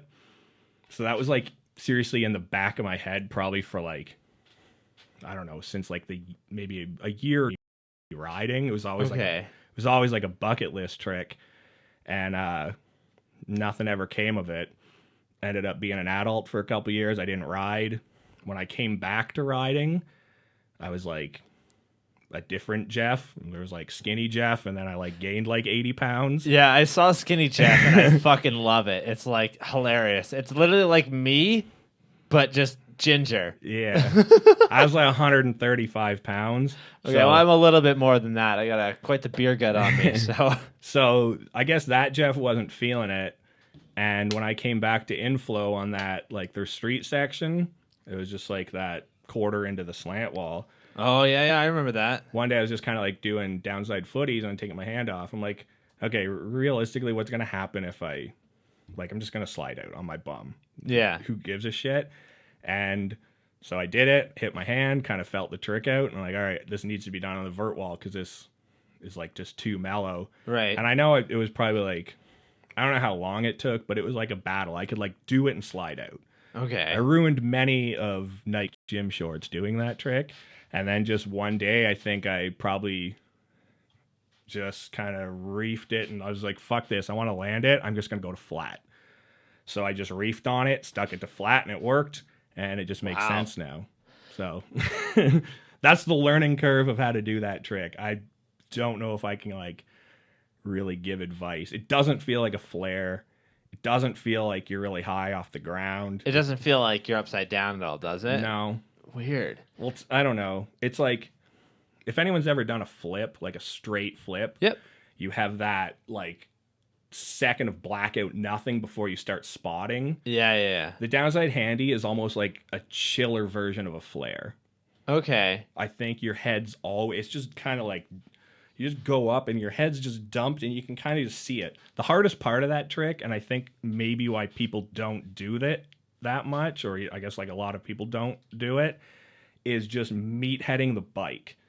I don't think the hand plant's a big deal. It's just holding the bike and keeping it with you, eh? Yeah, because if you ever see like my arms like kind of kinked, I'm like, yeah, you have get to it have upside a good down grip on it. Yeah, and you're just like, fuck you, you're going there. Yeah, and then, yeah. Huh. Yeah, I've always been really interested in that trick. That like ever since I saw you do it, you of all people too. Like I've seen photos of Jim do it, I've seen photos of others do it, but for some reason, just knowing that like, you know, a local dude around here is able to do that trick, there's no reason why I can't. You know what I mean? I really want to learn that, but I'm just too much of a bitch. Like it's so crazy to fucking even think about it. I feel like there is like a decent group of people that have done them, but they're just like not part of their normal routine. That's like, the thing. I'm like, your average day riding, you'll fucking do that trick at least once.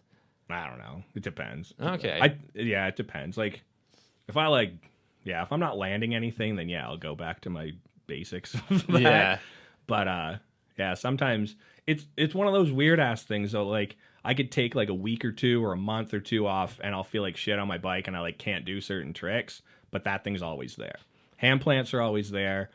They're going to be ugly, but flares are kind of there. You just kind of stick them to flat. Some shit always works. And then like, even like 360s and stuff will just like, oh, I don't know if I could do this now, but those work. Damn. So yeah, that fucking hand plant, man. It's so crazy. Like, you know, to me, it just freaks me out because like listening to you explain it and how you started doing it really makes a lot more sense. Because like what I thought was that you literally were just like, yeah, I'm just gonna try this trick, and like you're throwing yourself into it. Because I feel like that's just such a bad idea. Like there's no way around it. Like you're literally just gonna crash. You know, like you have to go into it knowing that you're gonna eat shit and you're gonna eat shit hard. Yeah, that's where it's weird though too. I get like since foam pits and resis kind of became a thing, that's when like everyone started being able to do flares. That makes sense. But I guess with that trick, you're not really going to do it like, you know, like the Joyride setup or like even how Inflow is, like people go from the quarter and flare onto the resi. You're not really doing that trick as a transfer. So maybe that's like a reason why people don't really like take it to resi. It is kind of, you just got to do it to wood. And it is a trick that I feel like if you're learning it, you really can only do it on a vert wall because you have that wall. You know what I mean? You're there. Like you can't miss, I guess is what I'm saying. Yeah, that's kind of my thing too. I know I have like a really weird way of like learning things and like stupid logic. Yeah. But in my head, my actual physical head is like this far away from the ramp, so Yeah. I can't get hurt. I'm fine. Okay. If I were doing like a bar air on that same vert wall, I'd be fucking terrified. I wouldn't do it because it's like my hands are off, my head's over here, I'm just looking down. I'm like, yeah. but I'm touching the ramp, and you just kind of guide yourself, and if you slide out, you slide out. See, the it's sliding not out factor bad. doesn't scare me. It's literally just throwing myself into it. I feel like I would miss, or I just wouldn't be able to get it, and you're literally just like going into a flare. Yeah, But I guess. I don't know. The hand is safety, the foot safety. Like you I see, guess like that's fair, yeah. yeah, I don't know. It made sense to me, but my brain doesn't work right. So Yeah, well, I don't know if you're interested, but I did ask you before, but I really, really, really want to do a how-to video with you and try and explain it to the best of your ability. Like, if you're interested, we'll do that this summer, because, like, fuck, dude, that would be incredible. Go do some bench in my house, and then say that you have to do that, and then go into my yard. And well, I'll try it with you. Like, you can try and walk me through it. How's that sound? I think if you had Inflow's a pretty good setup. Yeah. Even that 9-foot at Joyride's pretty decent. Really? Yeah, I guess so. Like, that's the thing with the vert wall is where you can't, like... You can't case it. You can't case it, you know? So, I don't know. I'm like, that's fucking Have you ever, gnarly. like, done a hand plant on a spine? No. Never even tried. Probably Try that first, eh? But, like I said before, there's, like, a handful of people that I feel like they've kind of wanted to do the trick, and they do it once and go, cool, I've done it. It's I don't know. not... I want to try and make it something like if I can get it. I mean, obviously, I'm saying this with no attempts at it at all right now. But if I could get that trick once, I would want to be able to do it fucking everywhere. Just to have it. You probably would. I just know, like, if you know who Paul Berger is. Yeah. Paul Berger, I think, just one day decided, hey, I want to do this trick. And he went to Joyride and he did it on the Fox wall. I think he did it in, like, just a day. Hell yeah. That's crazy. Somebody just said that you don't even own a pair of pants, by the way. No, I That don't. you just own gym shorts. Are you wearing pants right now? Of course not. Oh, you're not. You're in shorts. Is that a real question? I don't know why I didn't think that you were. Guy researches my Instagram back to what year and realized that I don't wear pants. That's true. Yeah, I literally went through all of it, which is funny. Pants. Oh, fuck. So let's talk about some of the riders that you actually looked up to when you were first starting out. Have those names changed at all? Or are you still looking up to the same people? What kind of is like one of those things that you love just in BMX about certain riders, I guess? Fuck, that's a weird one. That's going to actually make me think. Because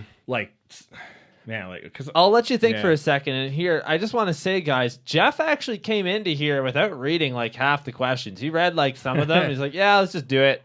Whereas most people will read through all of it. And like, okay, like let's. I want to go in raw. Yeah, Jeff wanted to go in half raw. He's going to have the condom on first and then pull her off. So you mean like when I was so when you first started, who were some of the people that you looked up to? I was gonna say, I think the weird part of that is that I started riding when I was like already old, like I already had a car and everything. How old are you? Can we know this? Are we not allowed? 69. 69. Okay, Jeff is 69 years old, guys. Going on 42.0. Yeah, but I started riding when I was like already old, so I don't think I had like kid heroes. I think. Maybe when I started out riding, I actually, which is weird because you had the post from him, I actually think Matt Berenger was like the only rider that I ever had kind of just like a favorite. You know what? I can completely see that for some reason. Yeah. I can really see that you've looked up to him with the way that you ride and just like the way that Matt is, I guess, and the way he rides. You can really see it. Matt's always like done his own shit, which That's is the thing. Cool as fuck. And I think actually... I don't know where this came from, but a Little Devil video maybe. I think it was the first time I ever seen a crank flip. Yeah, I think he just did it off like a little wedge thing into grass, and I was like, that's kind of rad. And he just always had like a not like he's good. He can do basically every trick, but he's got this like kind of just fun fuck around vibe. And then he does like weird shit. Like remember he was doing like flip to sprockets. And, flip to sprockets. He's got his signature Behringer grind. Yeah. Actually, one of the raddest things I've ever seen in BMX, and it's like just sums up Behringer so well.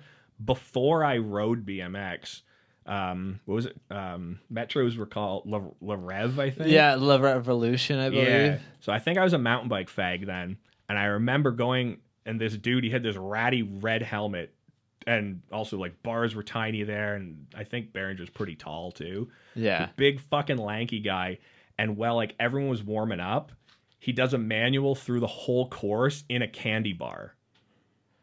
Wow. Like actually freaking weird. Yeah, that's so really just strange. long ass freaking leg shooting up. Yeah, like over the bar manually. You know he did it just to be funny, but it's like, okay, that's actually like probably stupid hard, and it was funny too. So it's like sick and funny at the same time. So yeah, Behringer. Yeah, I can see that, man. I can really see that. Yeah. Not that it matters at all, but was Behringer not the first openly gay BMX rider? He announced that he was, like, or at least came out and told everybody a couple of years ago. I think he might have been. I think... I feel like there was, like, a big story about that. I know, and I was kind of like, who fucking cares? Because Brian Anderson, if you guys follow skateboarding at all, Brian is, like, literally the closest thing to Matt Behringer, and he announced it a couple of years ago. Brian is, like, literally the biggest, tattooed, gnarliest fucking dude in skateboarding, and he came out and he's like, yeah, I'm gay. And, like... Vice did this whole fucking thing, like 20-minute like documentary about him and all the stuff that kind of went with it. He was like literally the first open dude. Whereas like Matt just kind of came out on a podcast and didn't really even say much about it, you know? So like, there's an alternate reason I'm here today. I got something to say. But I think I actually... And not that it matters at all. I'm just, you know, it's one of those things where like... I think I watched, there must have been, it was probably that podcast or something. He was talking to his friends. Yeah. I think the reason he didn't do it, I don't even think he told his parents, but I think he was scared because he was a pro and he didn't want to like lose sponsorships. Like it was just. Yeah, like, which is weird. You don't really think about that unless you are actually sponsored by these companies. That's your paycheck every month. Yeah. And it's like, you know, maybe those companies don't, it's not that they necessarily don't like the fact that you're gay or they're not agreeing with that. It's the fact that it might bring bad press. People might not like it. Certain people might not want to support those companies. It's really weird when you actually are, you know, basically within BMX, you are a marketable person. Like if you are sponsored by people, like that's how it works. You know, you're marketing yourself and you're marketing the company. So I don't know. I'm like, I guess in this day and age, it would be super smart to come out because everybody is so accepting. But, you know, 25 years ago, it might have been a different story. But do you know, I don't know if he actually did it this way, but I did watch that podcast. The most Matt Behringer way to come out, what his plan was. Do you remember that? I don't. So I think, so he was turning 40. Okay. And I guess, like, you know, he was probably, like, one of the first people to do front flips, too. Oh, yeah. He's still doing fronts. Yeah, like, so I guess he does them, like, randomly. Yeah. It's probably just, like, one of those maybe, like, once-a-year things. So I think on his 40th birthday, his plan of coming out was, I'm 40, here's a front flip, and I'm a fag. Like just make the Instagram post of that. Good. Like that's actually, I don't know if that's actually what he did, but I think that was part of that podcast. Yeah. So it's like, again, you're something fucking sick, and especially being 40 doing a front flip. Yeah. And then just like throw in that, oh yeah, and by the way, I'm a fag. Yeah. By the way, I suck many dicks. Like, and you know, and I always feel so weird when people bring up like that kind of stuff within BMX, because to me, like, it shouldn't matter at all. And like the fact that people bring it up just says that, like, you know, to certain people it does matter, whereas like it should just be something in passing conversation where like, hey, like, how are you guys doing today? Like, you know, do you have a boyfriend or girlfriend? It shouldn't just be something where somebody has to fucking come out with a huge plan and announce it, you know? I don't know. I always think that, like, what's the fucking big deal, you know? I don't want to be all serious here, but it's just like, I've never been in that. I don't know how weird that would be. No, I get it. But like, I don't know. I wouldn't like everyone's. I call probably everyone I ride with a fag. And that's the you guys thing. are all fags to me. You're all equal fags. I just think, I don't know. My personal opinion on that is that, and I've said this many times before, and I'll say it fucking that cat's forever. Going fag mode too. Yeah, exactly. Is it a boy cat? It is a girl cat, actually. So I guess lesbo. But I shouldn't have assumed. That's fair. You can't assume. My thing is that people choose to be offended. You know, you can also you can make a big stink, or you can get upset about it, but you can also choose to not say anything and just ignore it, you know? I don't know, that's my personal thing. So when people bring this stuff up and like, you know, oh, I don't want to offend anybody, like, I don't know. I'm like, I don't care. That's my thing. It shouldn't matter. Dude, like BMX just in a general is like the biggest group of like rejects and mixed everything absolutely. mashed together. So yeah, and what I love about BMX, and I'll say this now, is that you know, there's many similarities between skateboarding and BMX, but you know, the one that I see as more accepting, BMX, 100% of the time. Skateboarding, any fucking time that I go to a park and it's like, you know, more of a skate park rather than a BMX park, I'll constantly hear it. Fucking get out of here, biker, or like stupid shit like that. Whereas that's like an old how crusty often, dude that's the thing. thing. I hear it from fucking younger kids. I hear it from old crusty dudes. I hear it from everybody. Whereas fucking dude, I would never dream of saying that to a skater because I love skateboarding. I grew up following skateboarding. I just don't skate. My dad's a skater. That's why I fell in love with BMX, is because he actually took the time and saw that this was something that I was kind of getting into. He went out and bought a bike, and him and I learned together at the beginning. He didn't keep skating and call you a fag for riding and make you like wait in the yeah, car exactly, like right? that. It's pretty crazy. The fuck out of my park, son. Yeah, right? No, it's just one of those things where I'm like, it shouldn't matter. You should be able to ride. You should be able to do anything. I'm a proud advocate of scooter kids that actually enjoy it, that ride and they do shit and they love it, rather than like, I don't know. I've always said that scooter kids get a bad rap, you know? Think about Inflow. Whenever you go there, it's like a bunch of friends that are into scootering, but the thing is that nobody teaches them where not to stand. You know, like anytime I'm at Inflow, there's always kids on that fucking street wall ride where I'm like, that's not a good spot, man. Like, move over here and people aren't going to fucking hate you. Like, I mean, people probably still would hate them, but yeah, it is one of those things where scooters get a bad rap because of so many fucking kids that are involved with it, right? It's so easy to pick up. It's so easy just to jump on it and do it. Whereas, like, a BMX, it's going to take you a while to learn how to do a bunny hop. It's going to take you a while to learn how to do an ollie. Scooter, you can learn how to bar and tail whip the first day, you know? I think that's the big thing where, like, people should start looking at scootering as something that is getting them involved in the park, teach them park etiquette, teach them all of that stuff first, then maybe they'll want to switch, you know? I have so much respect for kids like Logan Finch and Nicholas Nelson. These kids are insane. They're young and they're trying double flares on a scooter. Like, that's fucking gnarly, at least in my mind. But, you know, it is one of those things that, yeah, like I said, kids just get a bad rap because of fucking younger, stupid kids. Like, is this light going to stop flickering? I hope not. Done. There we go. It's nice Good and thing stroby, I have the eh? fucking pit vipers burning out my retinas here. I'm looking at a lawsuit. Oh, man. Yeah, so we talked about Matt Berenger a little bit. Let's talk about Adam from Station. So Adam was saying, Adam. No. right? Adam last week was saying that he got into BMX when he met, like, you know, Smiley and a couple other kids that were like, you know, riding this half pipe, and he instantly knew that he fucking loved this and that he wanted to learn it. Do you have a similar story with him? How did you meet him? How did I? Oh, I thought you wanted me to like make up a cool story about why I got into riding. No, we already did that. Okay. You had your opportunity. Okay. Yeah. What I pretty sure the first time I saw Adam, he probably worked at Main Cycle. Okay. I bet you I was a mountain bike fag, sorry, and he was a BMX dude, and I actually think he treated me like shit, so fuck you. No, there you go. No, but no, I think I was like the mountain bike fag. But when I started riding with him, it might have been like shit piss or like launch pipe. Nice. Something like that. I don't have a good memory for that, but I've known him for a long ass time. Sorry to interrupt, but can you explain what shit piss is to everybody? Because I know what it is. Yeah. I mean, it's probably, I know Nate and what is it?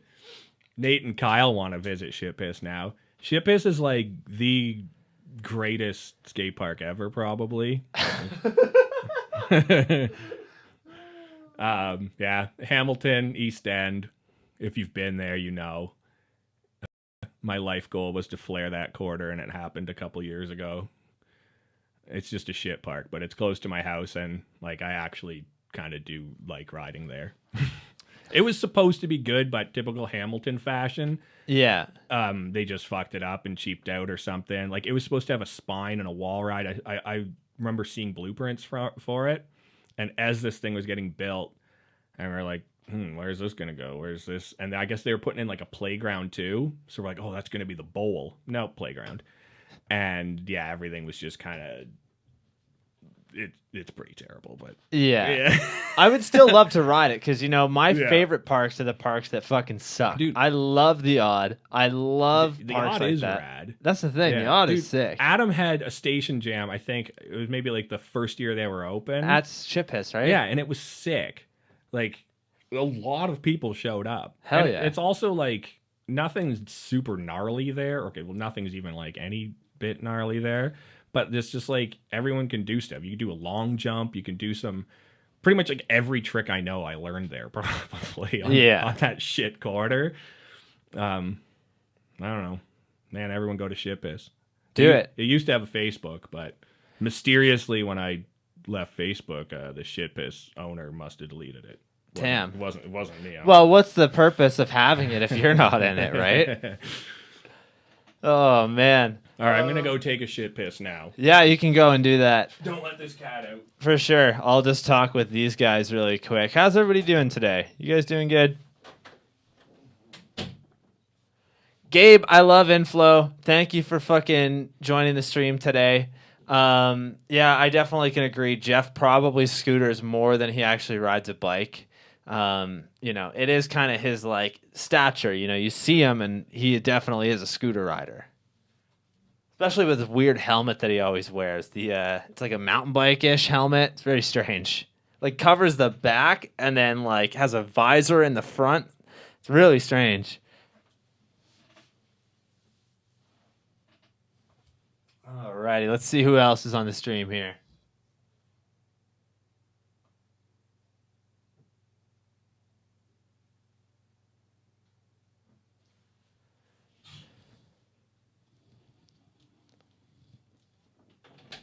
Alrighty. That was like the fastest fucking shit piss ever. It's okay, I didn't touch my hands. That's cat staying though. Alright. You're literally trapping the cat in here. I love it. Alright, we're good. We're back in business. Those heavies was too much. Oh, man. There you go. I'm not going to break the record for peeing, but at least I'm like not last. Yeah, there you go. You're definitely not last. What I am blowing though, I gave Is your Chris load? 5 shit. Okay. I don't think I've thrown a single Simpsons quote out yet. Yeah, you need to do that. I don't think Chris did. No, he I did gave him beforehand shit for when we were actually like testing the mics and setting everything up. He did actually like give a huge Simpsons rant, which was awesome. I loved that. He got it all out then. Yeah, that's the thing. I was kind of sad because he didn't do one. So maybe do one right now so that you're the first. You're putting me on the spot. Well, I'll just say a shout out to Chris then, because he's the only guy that would probably know about the big yellow onions we used to tie on our belts. It was a style at the time. He'd know. It's because of the war. That's it. I think he did something really similar to that. I can't remember. I wish that I had it like recorded because I could go back to that right now. Tying an onion to his belt? Yeah. Oh, man. So what are your thoughts on modern day street riding? Things have really changed in the last 20 years. Shit. You're going to ask me that? I know. Is that a question? Well, for some... I saw a post on, Ontario BMX Marketplace. And if any of you guys are in the group, you know what it's like. Those fucking kids that post in there are always like, they never give any details on any of the parts. They don't do anything. They always want to trade. They want to do like stupid shit. Like, I'll trade you my ex-girlfriend for this, like whatever. And I saw one of your posts and it was incredible. It literally was like, none of you fuckers even bother. It was dating a little back, but you were trying to sell a pair of forks or something, and it was incredible. Like the funniest fucking post. I probably threatened some kids or something. Repping it, like literally ripping on fucking modern day street, like stuff like that within it. I don't know. I think so. I remember wording my post all the time. Like, look, none of you fuckers have money. I don't want your vape. I'm not trading kind of shit. Because I just so true. I just been through that shit so much that I've had a ton of bikes, and when I was mountain biking too, I'd sell and buy shit like so much. Yeah. Just get like the dumbest fucking garbage of just people trading. Like, no man, I'm fucking old. I don't want your used vape. Like, I can never get behind that, man. Do you want Used these like vape? What? That's do you gross. want this like $240 or what the hell do like R32s cost? Yeah, Like, they're fucking. my shit's they're up always. there. I don't grind. I take good care of my stuff. Yeah, it's always like good condition. Yeah, all my shit's like always mint, and I give like good prices. So yeah, I don't want some kid like, oh, I'll give you $20. Okay, like fuck off then. I'll just, Yeah, sorry. I don't need $20. Yeah, there you go. But anyways, what is your old salty man opinion about modern day street? I don't know. I think I'm like pretty out of the loop. Is that like where everyone shits on foot high ledges and shit like that? Yeah, that You know kind what? of stuff. I'm gonna Really slow. I'm actually like completely honest here. I'm gonna take a different, like approach. I hate being serious, Yeah. but like, I think I can kind of like relate it to park because I kind of like seem to know park stuff more. I think like the cool thing to do now is kind of like hate on the new like bar whip everything. And I guess street probably has its own shit like that too, like foot high ledges or like I actually don't even know like what's cool for street now. Yeah, it's Like, difficult, man. I see a lot of people doing like crazy cab tricks and stuff, Yeah. but like There's like jibby shit that people are hating on or like a lot of the time it is jibby stuff that most people would hate on, I think. And then when it comes to park riding, definitely those bar whip kids, like they definitely get a lot of it. yeah. I was really surprised. I don't know if you watched any of the coverage from the event that happened last week in China where Brandon Lupos won 90 grand. And I was really I wanted to try and count how many tail whips and bars that he did. I think he only did like 2 tail whip tricks and like 2 bar tricks, but the rest of it was like flares and he does upside a lot down of, like, tricks. spinny shit. Yeah. Like sevens or I don't know if he's There's doing a like 1080 in 1080s there, and yeah. cash rolls. So Cash roll was the finishing trick, I think. I think like kind of like my stance on that thing, street, park, whatever, like fuck hating on any of it. If you're actually pumped, like if you think doing a quad bar is like the coolest shit ever, like you feel that way, it's not like I'm going to enter a UCI contest and I have to learn how to do this. If you think bar spins are the coolest trick there, then fucking do bars all day. I really like that, man. That's no different than doing something that's like unique or like something that like people don't do much. If you're feeling that trick and you think it's the coolest, do whatever. It's freestyle. That's like Montana Ricky episode, wasn't it? Yeah. Like, yeah. If you want to ride, if you want to do feebles on a ledge that's like 8 inches high, and everyone's shit talking you for it, and like personally, I don't do feebles or anything. But who gives a fuck what I think? If you think that's fun, if you do feebles all day long and that's fun, fucking do it. Whatever's fun, do you.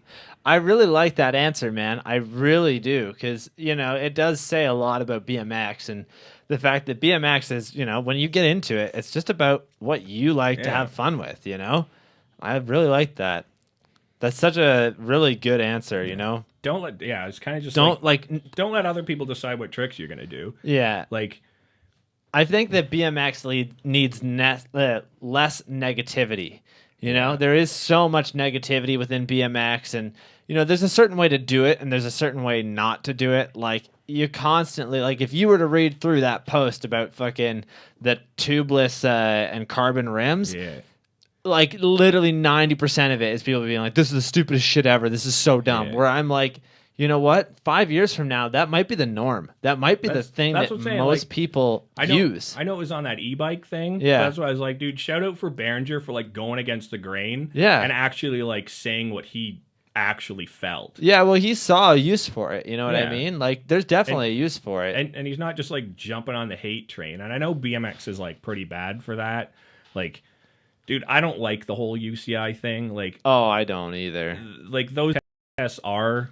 I didn't realize that you can't just enter it. You have to pay for like a UCI license. You have to do all this other stuff. I'm like, I don't like the fact that people are just trying to make money off of the thing that I love, Like Adam and I talked about this last week, in that like the fact that I really only like to support BMX owned, like rider owned, something like that, just because it is like for the love, you know. Whereas like somebody else just comes in, they don't give a fuck about it. They just see an opportunity for money, which like I got to be honest, BMX is the worst place to make money. You're not making much of it. I mean, Adam's totally rich. I know. I know. He showed up in his fucking Lamborghini in the middle of the winter. Like, what the hell? Me and Matt have been talking about maybe a strike. We're gonna hold out. You should. Bigger contracts. Well, I mean, you've got some leverage there with the ramp. Like, where's the training facility going to be? Well, we need that Austin house now, right? I think Adam should pay for that. He should, you know, at least half. But yeah, like kind of like what I was saying though is like the best shit in BMX, like the old like Metro Jams. This isn't going to be like an old crusty man rant, but like the best part to watch there. One, it was cool because like a whole bunch of pros had like different styles, so it was cool to see like how a street rider would ride stuff and everything. But like amateur, even for X Jam, was like always my favorite shit. Because like, actually, I'm gonna call out Justin Wimmer. He's probably not fucking listening here, but he's got to start riding again. One of like the coolest shit things that ever happened was it was like years ago. Wimmer was like a little kid and he started getting really good, and I don't think he's ever done a bar spin crank flip together. And years ago, that was still like, I know people do them now, but it was like pretty rare. What do they call that? Is that the helicopter? People call it that? I'm not cool enough to know that kind of shit.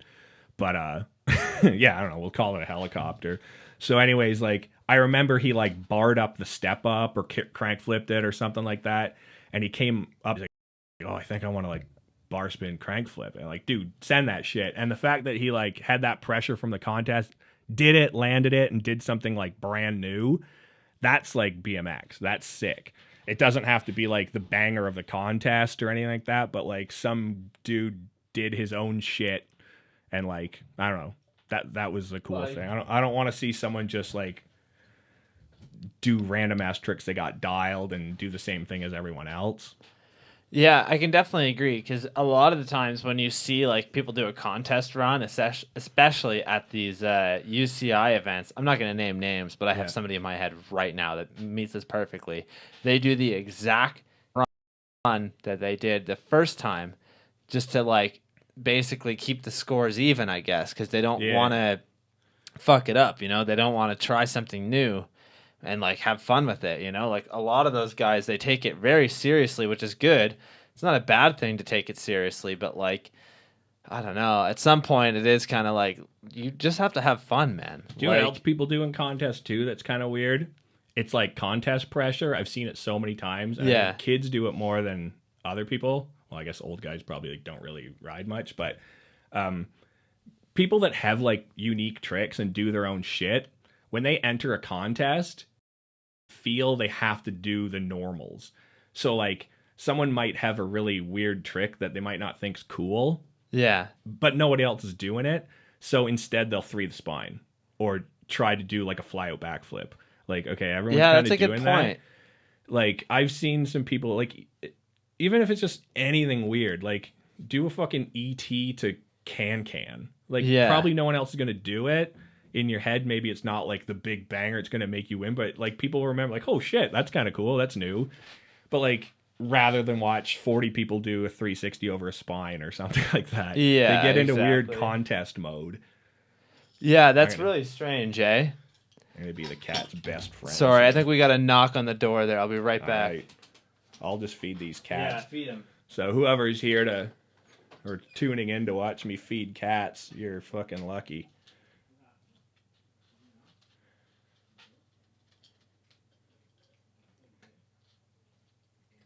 Here, eat this, motherfucker.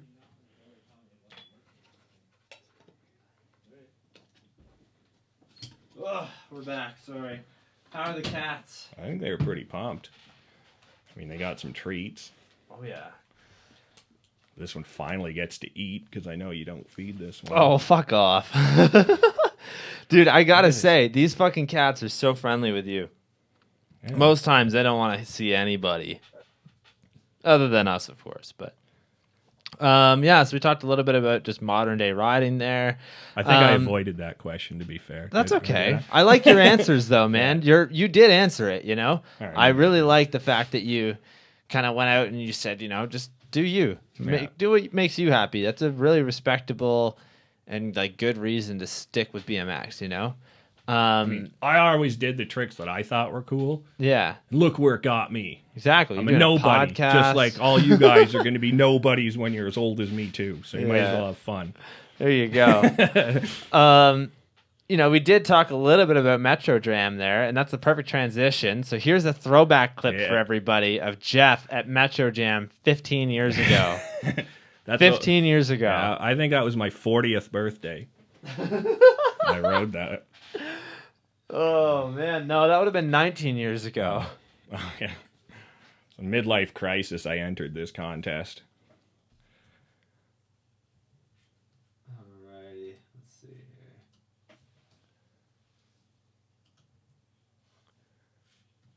We'll scroll her back there and it'll happen. So that was sick. I really like that clip. We'll play it again once more. I did one of those last summer. Or was it with the summer that just passed? I had breaks for like a couple weeks, maybe months. Some trials moves. There you go. That's the trials fag in me. Well, I was going to ask, like, how did you learn that trick? Because it is really cool. For you guys listening, he basically went off of a bank to a sub wall, did a rock to Fufanu to ice pick, drop back in. Yeah. Kind of like pedal up foof ice. I mean, everyone can foof ice. It's like... It's pretty easy, eh? Yeah, like, I think... I'm switch pegs, so like... Or I'm goofy footed. So for me, I really want to do, like... When I do Fufanus, I do them this way. So I want to do Foof to ice to 270. That's like my fucking dream trick. So... I used to do... Or no, I guess it'd be... Oppo Foof pedal 270, but it'd be like a normal pedal. Yeah. Yeah. I mean, like, if anyone's learned ice picks, I think everyone knows, like, doing, like, a Foof to ice pick's probably easier. Really? I think so. What, like, just straight ice a quarter or go Foof ice? Yeah, I guess that's true. So, Foof, because you can... and you just freaking dig into that. I guess if you're regular pegs and regular Foof, then it is just like... You're doing half the rotation when you go into it anyways. Then you're just dropping into it and then dropping in. Yeah. So realistically, I did a trial stall, and then I jumped up to Fufanu, did an ice pick. And then... Yeah. There you go. No, but that is one of those, like, you know, we were just talking about, you know, how people have changed the tricks that they're doing. How often do you see a stall trick in a fucking BMX jam? Like, yeah, man. Never. Dude, wall rides and subs are just, like, dead. I know, and like hitching posts. Like, how many people were you at X Jam the year that just passed? The last one. I was not, but I did see a lot of the footage. I didn't see anybody ride a hitching post people there. Like, yeah, that's like the weirdest thing. Like, obviously, like Matt Drew, Tobias Wick, and stuff. Like, Tobias Wiki. Oh my god, I can't believe you got to ride with him. It's insane. A couple people did some shit. Yeah. Actually, Kara Bruce did the... yeah, Kara. Shout out to her. Yeah, she did the 180, like, tire... I call them tire mashers or tire jams or whatever. But on, like, the skinny part. So you're going in blind. Oh, that's really cool. She was, like, one of the... That's, like, totally a Jeff trick. But that's scary to go in blind like that. So... But, yeah, like, nobody really rode that thing. People, like, jumped over it. I guarantee kids whipped it and barred it and everything like that. Oh, yeah, you like that Busch jacket, don't you? Oh, yeah. Dude, if that's a heavy jacket. If that falls, your floor's fucked. Oh, yeah. It's got more Busch in it, too. Let's see here. I'm offended. Not everybody can foof ice. I feel personally attacked. That was Adam at station. Yeah, but you Sorry, Adam. If it is Adam at station, you can fucking whip to foof. I was just going to say, do you know what? You could foof to ice. You have to whip into it. Yeah. Sorry, you have things a little harder, and you have to do something lame like that, like whip into a foof before it. Oh, fuck. We were talking about that, and I'm like, how is it so easy for you to do a whip to foof? Like, to me, whip to foof makes zero sense because I suck at tail whips. I'm terrible at fucking tail whips. Yeah. Adam's got fucking whips dialed. Yeah, he's got double whips dialed. We were talking about that, and he's like, yeah, I basically just kind of drop in, and I'm like, yeah, I'll just do a double whip and just do it. Yeah. I'm like, what? That doesn't even make any sense. Like, that's fucked. I feel like the last time we rode the launch pipe, he double whip aired it too, which is rad as fuck. Oh my I'm God. gonna make Adam do that this Whip summer. airs are sick. Yeah, but I was dub like, whip air, if you've ever been in the launch pipe, yeah, it's the launch pipe's like a shit piss quality ramp. okay. It just makes it so much cooler. Do you know what you went and rode this summer that I ended up getting to ride when I went camping with the lovely HVX Lamb Taylor? Was Gaganawa. Or no, it wasn't Gaganawa. It was Belleville Park. I did want to go and ride the other one, though. Which one? Belleville is the one that has that really cool bowl. It's really small. It's like a pocket and then deeper, like kind of squarish bowl. And then it has, it's kind of older. Do you know what I'm talking about? There's like, I confuse all the like Highway 11 tour with like the past. Oh, Belleville's like close to like Ottawa way, right? Oh, maybe it is. Maybe I have the wrong. I felt like Belleville is the one that's like near the water that has a deep bowl. And You're right. Different park. Belleville? What one am I thinking of? It's not Belleville. It's something else. Something oh my that God, way? Bracebridge. That's what it is. Jace Bridge. Yeah, dude, Jacebridge. Yeah, Jace Bridge is sick. That's I did pretty ride sure- Belleville though. Sorry to interrupt. I did ride Belleville and it was really cool. But Bracebridge, that's the fucking park. Yeah, that's the one that's got like those two slant walls. That's like carved out. That park's sick. Yeah, it's never busy. I went there and there was like 2 BMX kids there and they left Yeah. within 20 minutes and I was really sad. I was like, now I'm just riding by myself. That's like the Highway 11 tour. You do was it Gravenhurst, Jace Bridge, and Huntsville. It was Gravenhurst. What was the other one that I had said earlier? I'm like, I was throwing you off. So I don't even remember. I don't know either. Belleville's, Belleville and something else. I There was think. another one. Yeah, I think Belleville's like the what's the other? There's a lot of shit out that way, like past Toronto. Yeah. Like Cordis, and I don't know. We seem to do like at least one of those tours a year. Hell yeah. Well, let me know because I'm so fucking down. Yeah. I would love to go. I feel like the routine is like May 2 for like when it like Yeah, I'll be in Montreal this year for May 2-4. like I was gonna say like when it gets warm finally, so like July or something, cause Yeah. Canada and stuff. But That's fair. Yeah, it is always fucking cold here. I remember being like, younger kid, probably 15, 16, and like getting out on my bike in this weather and like biking to a fucking biking, not getting a ride, biking to an indoor spot or like, a parking garage and riding with a fucking winter coat on. Dude, like parking garages are sick. Oh yeah. I wish people still did. Well, I'm sure people still do stuff like that. But Braden Hansen, boys, go check him out. He's, actually, do you know what? he does it. Harvester dudes were doing that too. Yeah, they always do. They bring like a bunch of shit with them, which I'm like, that just is like, I don't know if it's cheating or not because you're bringing it's so sick. much stuff. It's sick. It's sick. You're finding shelter. Yeah. And like I remember doing that. Was it Fart Gallery or something downtown? Yeah, I think it was under there. You get like t-shirt and shorts that shit in the winter. There's no like you warm up and there's no wind down there. Yeah, that's very true. The ones around here, they're above ground and they never are you got like that sealed. Gnarly corkscrew. Oh yeah, thing. we do. Yeah, that one's a lot of fun. Dude, the one day we went to Market Square, which is the one we're talking about with the crazy corkscrew. And my buddy Andy is trying to do a truck down the 7 set there. And we're going to film it for Space Goats. We're trying it or whatever. And this dude comes out. He's just watching us. Like, hey, like, how's it going? Oh, pretty good, man. Just hanging out. Like, we start talking to him for a couple minutes and find out that he's actually the building manager. Like, oh, okay. Riding his own shit.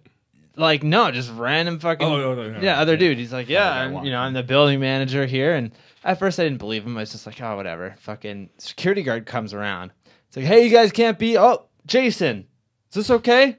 Are they fine? Yeah, it's fine. Don't worry about it. Like, holy shit, this guy's actually the building manager. So then fucking Andy gave it a couple more tries and pulled it. I'm like, I can't believe that. And we got talking to him and he's like, yeah, I don't like the fucking skaters that come around here. They're always too loud. They're always drinking. I'm like, well, you're lucky because I would be drinking, but Andy's an extreme Christian, so I don't offend. Yeah, we definitely wouldn't be drinking. Yeah, I definitely wouldn't be, holding it behind my back there. Punk kids. Yeah, right. No, it was like, that's such a cool story. So I feel like I can, go there anytime I want now. Pretty much. And just be like, yeah, I know Jason. It's fine. Until he gets fired. No, yeah, he said it's cool. Yeah, he said it's fine. Don't worry about it. So there you go, everyone listening. You did that spot. Jason. Yeah, his name's Jason. He's the building manager at Market Square. Let him know. Oh, fuck. That's so funny. So, stepping back from BMX, let's talk about how you got into the strongman competitions. How did you start doing that? I don't know. I got strong. Yeah, you got buff, eh? I'm pretty sure I started doing those when I didn't ride. I actually don't know. Yeah, it's like so crazy, man. You're lifting a fucking 300 plus like log right there, just randomly. That was a Dundas one. That one was ghetto, but that one was actually like a really fun contest. I like So that like, one.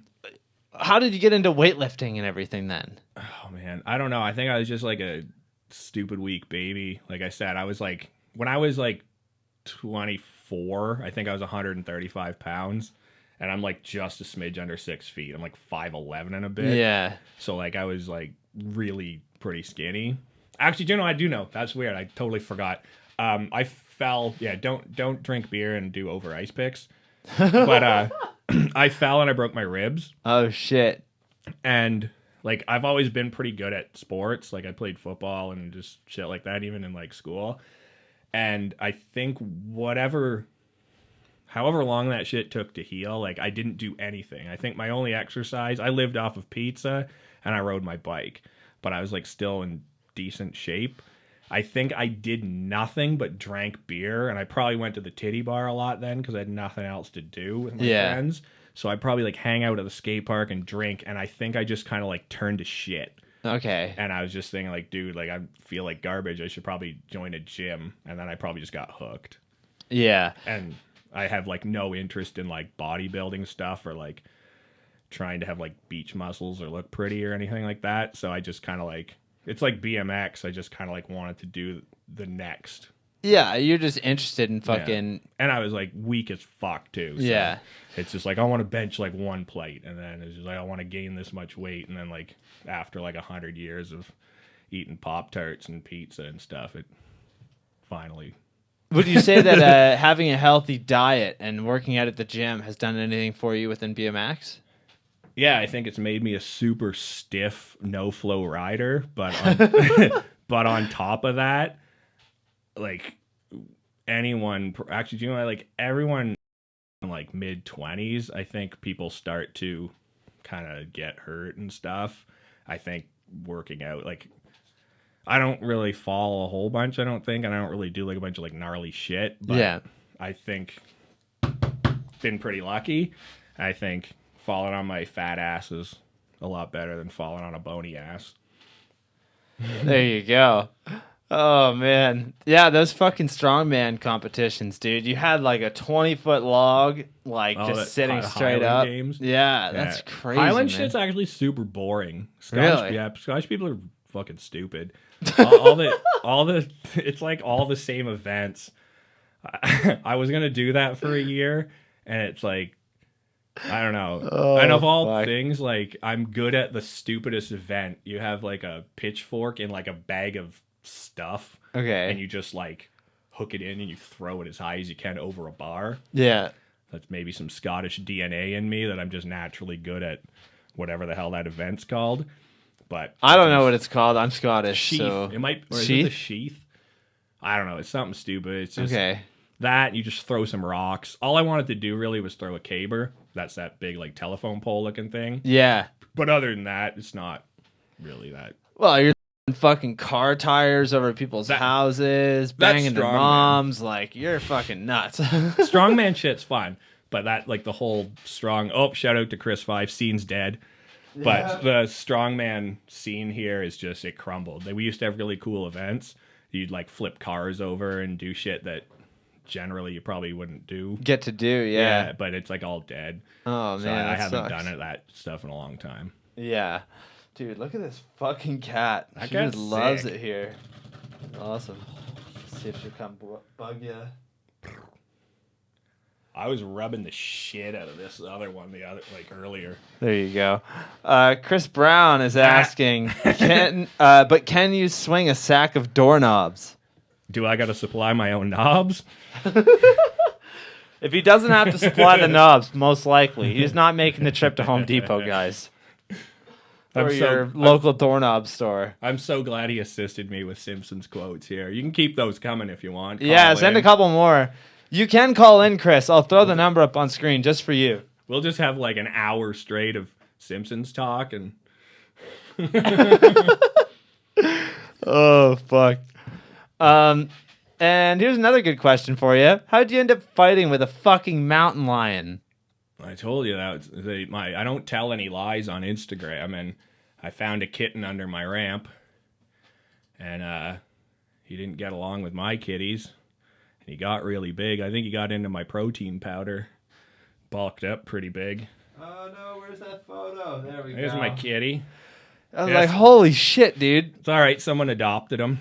He's good. Somebody messaged me and they were like, what the fuck, dude? Like, who is this dude? Like, just playing with a fucking mountain lion. That thing bit my titty so good, too. Did it? I had like, four like puncture marks in there. Dude, she was pumped to play. Yeah, I bet, dude. It likes the beard, too. Yeah? Yeah. Yeah, I know. I'm like, I can't tell if she's like having fun, if you guys are actually aggressively fighting. No, it was playing, but it's like, even though it's little, it's pretty fucking strong. It's still like I'm sure it could have killed me if it wanted to. Oh, absolutely. Yeah. That's so fucking nuts, dude. Oh, man. Yeah, dude, fucking that goddamn mountain lion. That's incredible.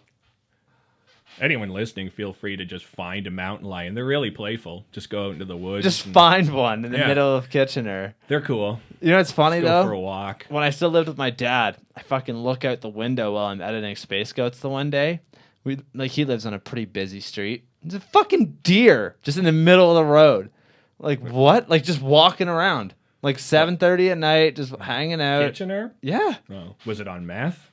I don't know. It probably was. It sounds like all the other meth heads that are walking around. Yeah, they get fucking, antlers and shit. Oh, man. All right, so I have one more question that I've wrote, but instead I'm going to jump into some of these fan questions. The first one... fans? You do. Fuck, I'm sick. The first one is from Caleb Smith. So it's actually a voicemail. I'll pull that up right now. Do I got to do this? Or? Yeah, you'll have to throw those in. Fucking technology here. 1 second. I know, right? Oh, it works. Yeah, so here we go. What's up, Cam? It's Caleb. I just got a question for Jeff for the podcast. What keeps him stoked on BMX so it's not super boring sad land? Peace. It took me a second to click in of the super boring Badland or whatever. What keeps me like pumped on riding? Fuck. I know you guys had that question, and I think that was at like the one episode I didn't listen to. I was actually going to ask you the other day too, because I wanted to hear other people's responses to that. Yeah, there was a couple people sent in voicemails for that, and it was really cool, man. Really? Yeah, that was the one that a lot of people were asking, actually sent stuff in. Like Caleb was the only one that actually sent a voicemail for this one. But yeah, I was like, that was what did cool. other people say so I can steal those ideas? Yeah, so the one dude was basically saying, just keeping motivated, staying with new tricks, wanting to you go out and you have the idea to learn a specific thing, Yeah. I don't know, there's obviously like a fucking love-hate to it, because like when shit doesn't work, it sucks. But that's also like, if everything was easy, you'd quit too, right? Yeah, exactly. If I was like naturally good at riding, I probably wouldn't ride now. But I just like, fuck, I don't know. Like, why do I work out, I guess, too? There's no end to it. You're never going to like do everything you want to do. Fuck, I don't know. That's a good question. I actually probably don't know. Yeah. Sorry to blow that one. But no, I get it, yeah, man. I think, I don't know. There's like, obviously, like, it's hard to just like quit shit like that too. Like, I actually I love riding, But yeah, I don't know. That's a weird question. Yeah, Why do you actually? I'm gonna my fucking podcast now. What keeps you pumped to ride? You know what? I'm kind of happy you asked this because most people don't do that stuff. But for me, take control of your podcast. Yeah. Well, you've had your time, and now I'm fucking taking this shit over. All right. So what is it going to be? The Mountain Lion Cave, the Kitty Cave. How's that? Yeah, we're gonna get a lot of the Kitty Cave podcast. We're gonna get a bunch of stray cats.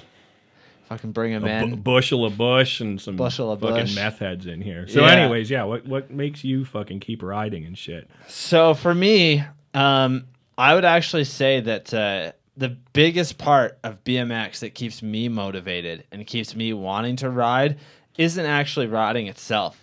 You know, for me, it's doing this kind of stuff, doing a podcast, filming, editing, like meeting the community, doing stuff with the community. It's, you know, if I really want to go far back here, but when I first was like, you know, when I was a young kid, I lived in this little small town called Chesley. It's near Owen Sound area, if you know where that is. I was fucking bullied all through school. Like literally, I can't remember a time that I wasn't like a target or anything like that because a lot of the kids there are hockey kids. My mom didn't want to put me in hockey because I epilepsy and seizures and stuff like that, and you know, for me, I was never even interested in it. Like it just wasn't something for me. And BMX was one of the first communities that I finally felt accepted. You know, like I went to a boarding school in London for 2 years, and like at first it was cool, but by the end of it, I was having like serious depression problems, serious like didn't even want to exist, you know, like it's really sad, but like I didn't know where my place was. And you know, I think at like 15, 16 years old, a lot of people feel that way, but BMX was one of those things that it was so accepting, and everybody was so like they didn't give a fuck about your like average day, you know, they were just happy that you're out at the park, and they're just happy that you're out riding with them. And like, you know, even the first year of BMX riding, a lot of people weren't like too nice, but that was one of the things that like for me in this scene, at least, it is kind of one of those things where like you'll poke fun at people a lot, and that's okay. It's part of it, you know, but it was like one of the first things that I ever felt accepted into. And, you know, I've like not saying this is why I do everything, but I try and make that feeling for those kids that aren't accepted, you know? I think, it seems like your Kitchener crew or something is fucking solid too. Yeah. Dude, all of the Kitchener guys are literally my best friends in the fucking world. These guys mean the world to me. Like, you know, very close friend of mine, Travis Stone, he had a really, really bad crash about a year ago in September 2018, where he landed on his head off of the top of a 9-foot bowl and ended up putting himself in a coma. And, you know, like the day that happened, I found out about it within 15 minutes of it happening. And I was at the hospital with my buddy Keith and Jesse. And then Frederique was there, who's a Montreal skater. She's incredible. We're all there. And like the first thing that we're thinking about is Travis, you know, we're like, what are we going to do? Like, I hope that he's fucking okay. Like we want him to make it out of this. And, you know, like not to get too serious, but it is just one of those things that like, he is seriously, I haven't talked to him in a couple months, and like whenever I do, it's just through like quick, you know, text messaging and stuff, but I know that at any point I can count on him, and I can count on any of those friends. And you know, a lot of people actually like, this is really dumb, I don't know why I'm bringing it up, but like everybody that knows me knows that I got space goats that like cover my video tattooed on my hand. And it's not just because it's a piece of work that I was proud about, it was the fact that all of those people that helped on that video are my closest friends, and they're my fucking family. Yeah. You know, at the end of the day, I would do anything for these guys. Like, it sucks that I don't get to see them as much, but I know that we're all adults and we have different stuff going on, and that, you know, at the end of the day, I can count on any of them to help me with anything. Yeah, that's sick. So you got like the, what's the word, the camaraderie there. Yeah. I actually thought of something too. Yeah, of course. I think I have, I don't know if I still have You got the iPhone 6? Is that a real quick? I got an iPod. Anyone ever heard of one of these before? Here's a Crandall quote that's actually like pretty cool. Okay. It might answer the question. I'm pretty bad at reading too. But he goes, the way I see it, the day you got a BMX, you won the lottery.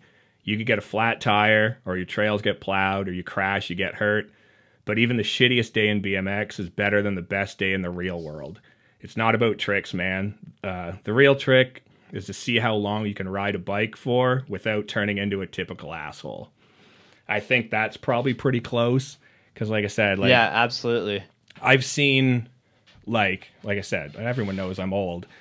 So I've been through like waves and waves of friends of like people that kind of like do the normal like grow up thing, get a 9 to 5, get fat, hate their life, shit like that. So I think that's maybe it. I know I don't want that. I don't want to be like a just random ass dude. Like I think, dude, if I was like 50 years old and I can go do a flare at shit piss, that's like more valuable than having a fucking awesome house and having a really good job and Absolutely. a sweet car. So that's probably pretty close. I don't really know how to put that into words, but I think that's it. Getting old and being lame is fucking gay. I don't want to do that. I completely agree, man. You know, for me, like, BMX has literally given me everything. Yeah. Like, if you look around this room, it's filled with BMX stuff, and it's filled with fucking memories that I have. And, you know, those are the most, like, everything in here is everything that I value. I don't have much. I could throw all of this stuff in, you know, the back of a fucking car and move anywhere, and that's okay with me because realistically, I don't need much. I just need, you know, my bike and fucking good people. Like, it'll keep me through anything, you know? So kind of like the same. I have like no material possessions I like give a shit about. I do collect vinyl, which Really? like, I don't know. I'm really into music, so that's another thing. Like the only things that like I actually like care about aside from my Busch beer jacket and these glasses, of course, is like I have a Swamp Fest America flag that Matt Drew climbed up on the open loop and stole for me. Nice. I just got all that shit in like my workout room, so I got like that and like my FBM frame. I got actually my like even my X Jam. It's just like a crappy little like plastic trophy plaque thing, but like Hell yeah. all that shit has like way more value than like having a cool car or something. And that's the thing. It's not about, you know, the actual value of the item. It's about the like memories you have from it and the experience that you gained, you know? Yeah. Or like your whole fucking Space Goats video. Yeah. Like how much that's not even really like a material. I guess you have a hard copy too. I have but two like, hard copies. Yeah. One copy that I'll never open, still sealed. One copy that I have is my own. And Yeah. I have the same thing with my first video, Fuck Asses, just because these are like, I want to keep them sealed forever. I don't ever want to open them. I think that, you know, maybe one day when I'm on my deathbed, finally like about to fucking die, you know, I might crack it open and watch it in the sealed copy, just because to me that's like, I don't know. To me, it's one of those things that if I never open it, those memories can never fade away, I guess. It sounds dumb, but like... No, it's cool. It's cool to just have a unopened one anyway. Yeah. Like, I'm literally the only one in the world that has those two videos unopened. Like, you know, I mean, I still have the, like, master copies, which is hilarious because it's just a normal DVD with fucking just Fuck Asses written on it or Space Goats written on it. And it's just...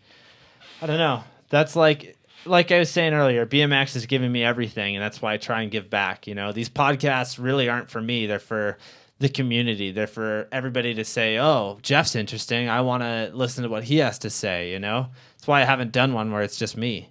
Like, I am actually probably going to do one at some point with Harvester, because I got Harvester started with his podcast, and he was saying that he'd like me as a guest one day. So once that happens, I'll tell you guys all about that. But it'll mainly just be probably about the community of BMX that we have in Kitchener. Because that's what matters to me. Well, next week on the Goat podcast, I'll have you, I guess. Oh, yeah. On the Kitty Cave podcast. This shit's mine now, I guess. Yeah. I feel like you just stole my house. Like, I don't know what to do. Yeah, I'm getting comfortable. A couple heavies deep. I got all my shit here. I got some snacks. I ain't leaving. You got the car in the driveway. You're good, man. The sign's got another side on it. It's not painted, so... Yeah, I just picked that Fiat up. I just tossed her, too. Yeah, so I don't know whose that was, but... That is definitely not mine. Yeah.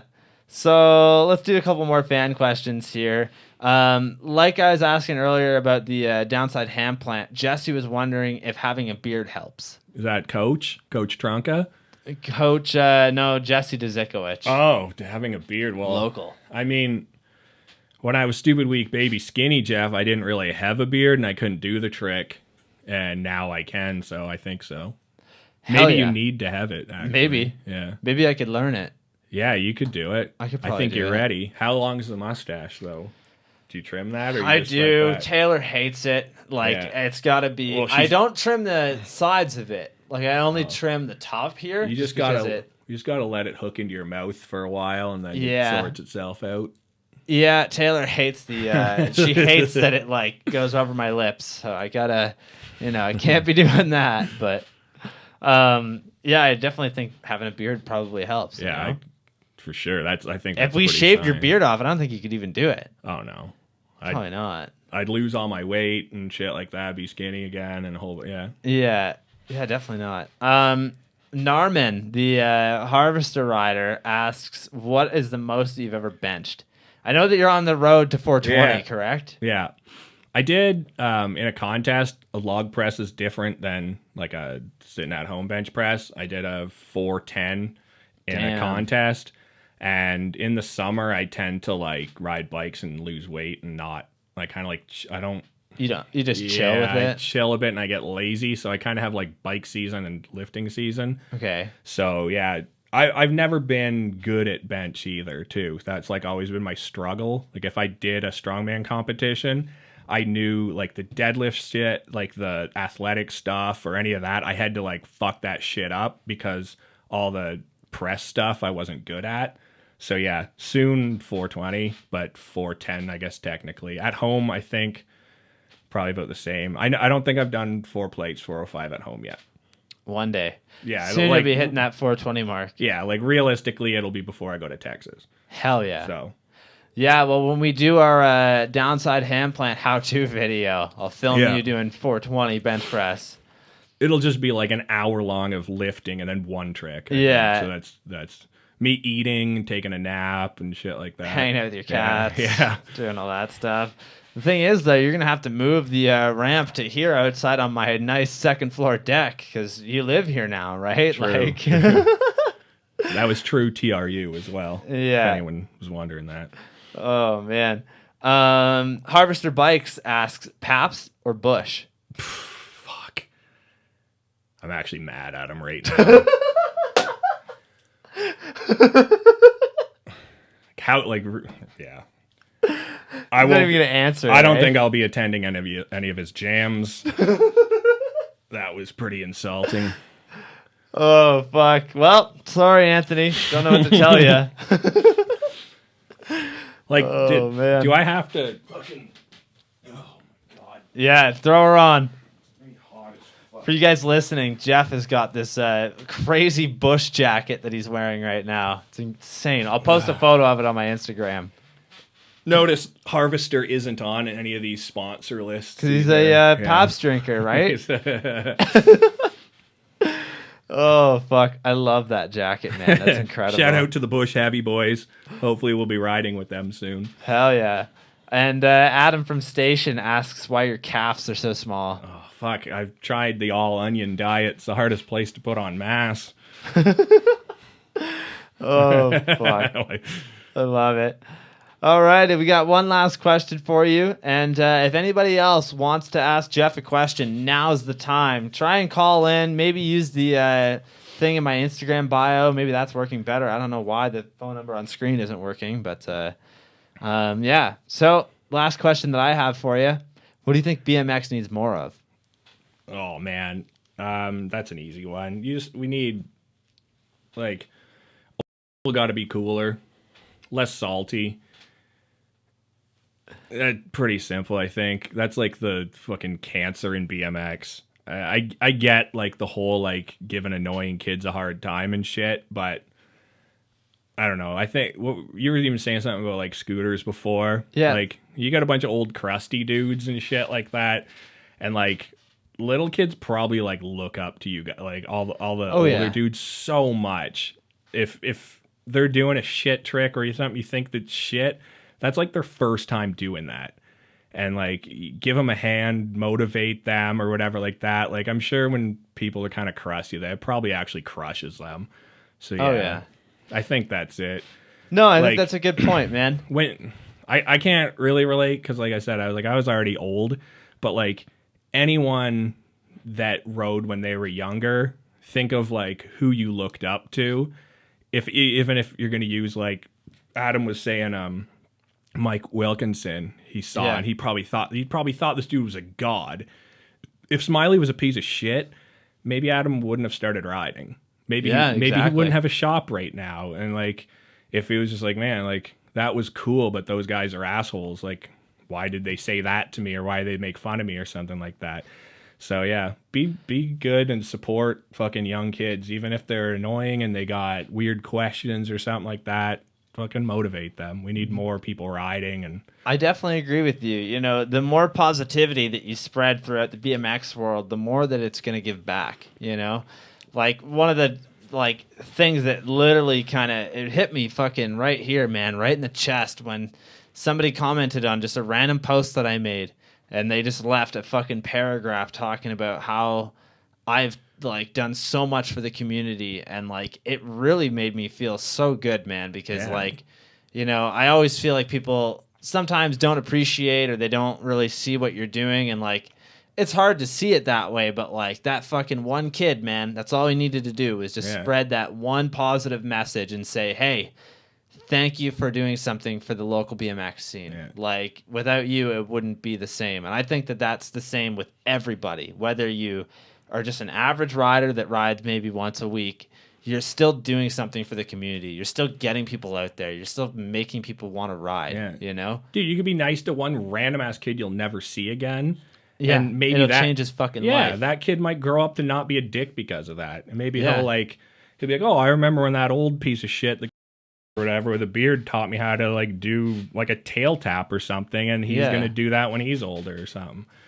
But yeah, man. I'll take a second then too to just say like I want to do like a huge shout out to like everyone that like keeps the whole like I guess you can call it the scene like alive around here. So like you putting on jams, having this podcast, Adam having a shop, you know, Will and Gabe Truax for having Inflow for like how many years? Oldest park in Ontario, still running. Harvester, you Paps drinking motherfucker. You put on like sick jams, fucking craziest you get jams. Everyone together.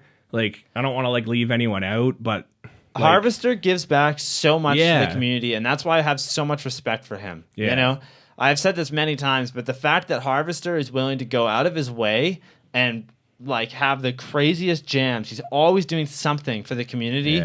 Really makes me want to shop with him more. And it's no offense to other people like Clayton at Backpedaling or even Adam at Station. It's nothing like that. It's just... Dude, and Adam put on that Inflow jam too, so that's what I mean too. Like getting all those people together. Anybody that does this kind of shit, fucking good for you, man, because it's not easy, you know? Especially from somebody like myself that's done this stuff. It's not easy.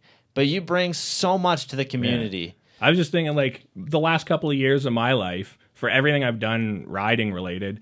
So there'd be like no Inflow contest, even if it's just something, just like anything station done. Shit piss jam, dude. The shit piss jam's actually when I flared that quarter for the first time. Yeah, maybe I wouldn't have done that. Just fuck Inflow for how long too? Harvester jams, all your shit, like all the memories and like all that core group. So fucking right.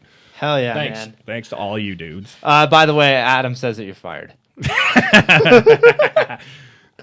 For what? Oh man, no. I think the whole community, man. Without Adam from Station, without fucking Clayton at Backpedaling, without everybody that has a shop, without anybody that does something for BMX, without the average fucking rider, without people like Chris Johnson taking photos or Chris Brown taking photos, anybody that does anything to expose BMX to more people or just get people stoked on BMX, just anything like that. Without you guys, the community that we have would not be a thing. You know, I think that like it's insane that I can go to a fucking park an hour and a half from here and think that I have nobody that I've ever met there before and show up and everybody is stoked that, and stoked that other people are there. It's something so different. I always feel so weird trying to explain it to somebody that doesn't skate or doesn't ride, doesn't do any of that stuff. It's impossible to really explain the community that we actually have here. Yeah, because you're explaining it to normies and shit. They don't know what the fuck's going on and stuff. But hell yeah. Maybe I gave Harvester too much of a shout out. I'm off station now. Oh fuck. Well, go to station, spend all your money. Hell yeah. Get a 69% discount if you mention my name. Adam, you're cool with that, right? I don't know if that's actually going to happen, but no, I think that, without the whole community, we wouldn't be able to have what we have here. So shout out to everybody that does something around here, Yeah. You got anything else you want to add? I don't know. I'd just probably drinking not. Busch. Yeah. Drinking Busch, hanging out at my house. I just came here to pet cats. I got nothing good to say. You got lots of kitty pets in there, though, eh? Oh, fuck. Thank you guys for tuning in. Jeff, this has been awesome. Thank you so much for coming out today. This has been so much fun. I have to ask, though, can I please wear the glasses just for the last 30 seconds of this? Yes! Oh, my God. Everything's so fucking bright. Oh, man, I have such a big head. I don't know if this is going to work. Here, I take the headphones off. You're going to feel like a whole bushel deep with those things on. Dude, I can't believe you fucking did this for 2 hours. I can't believe, look how bright everything is now. Thank you guys for coming out today. Shout out to the fucking local scene. You guys are the best. Thanks for coming on. We'll see you next Wednesday with Mike Spinner. Peace. Oh.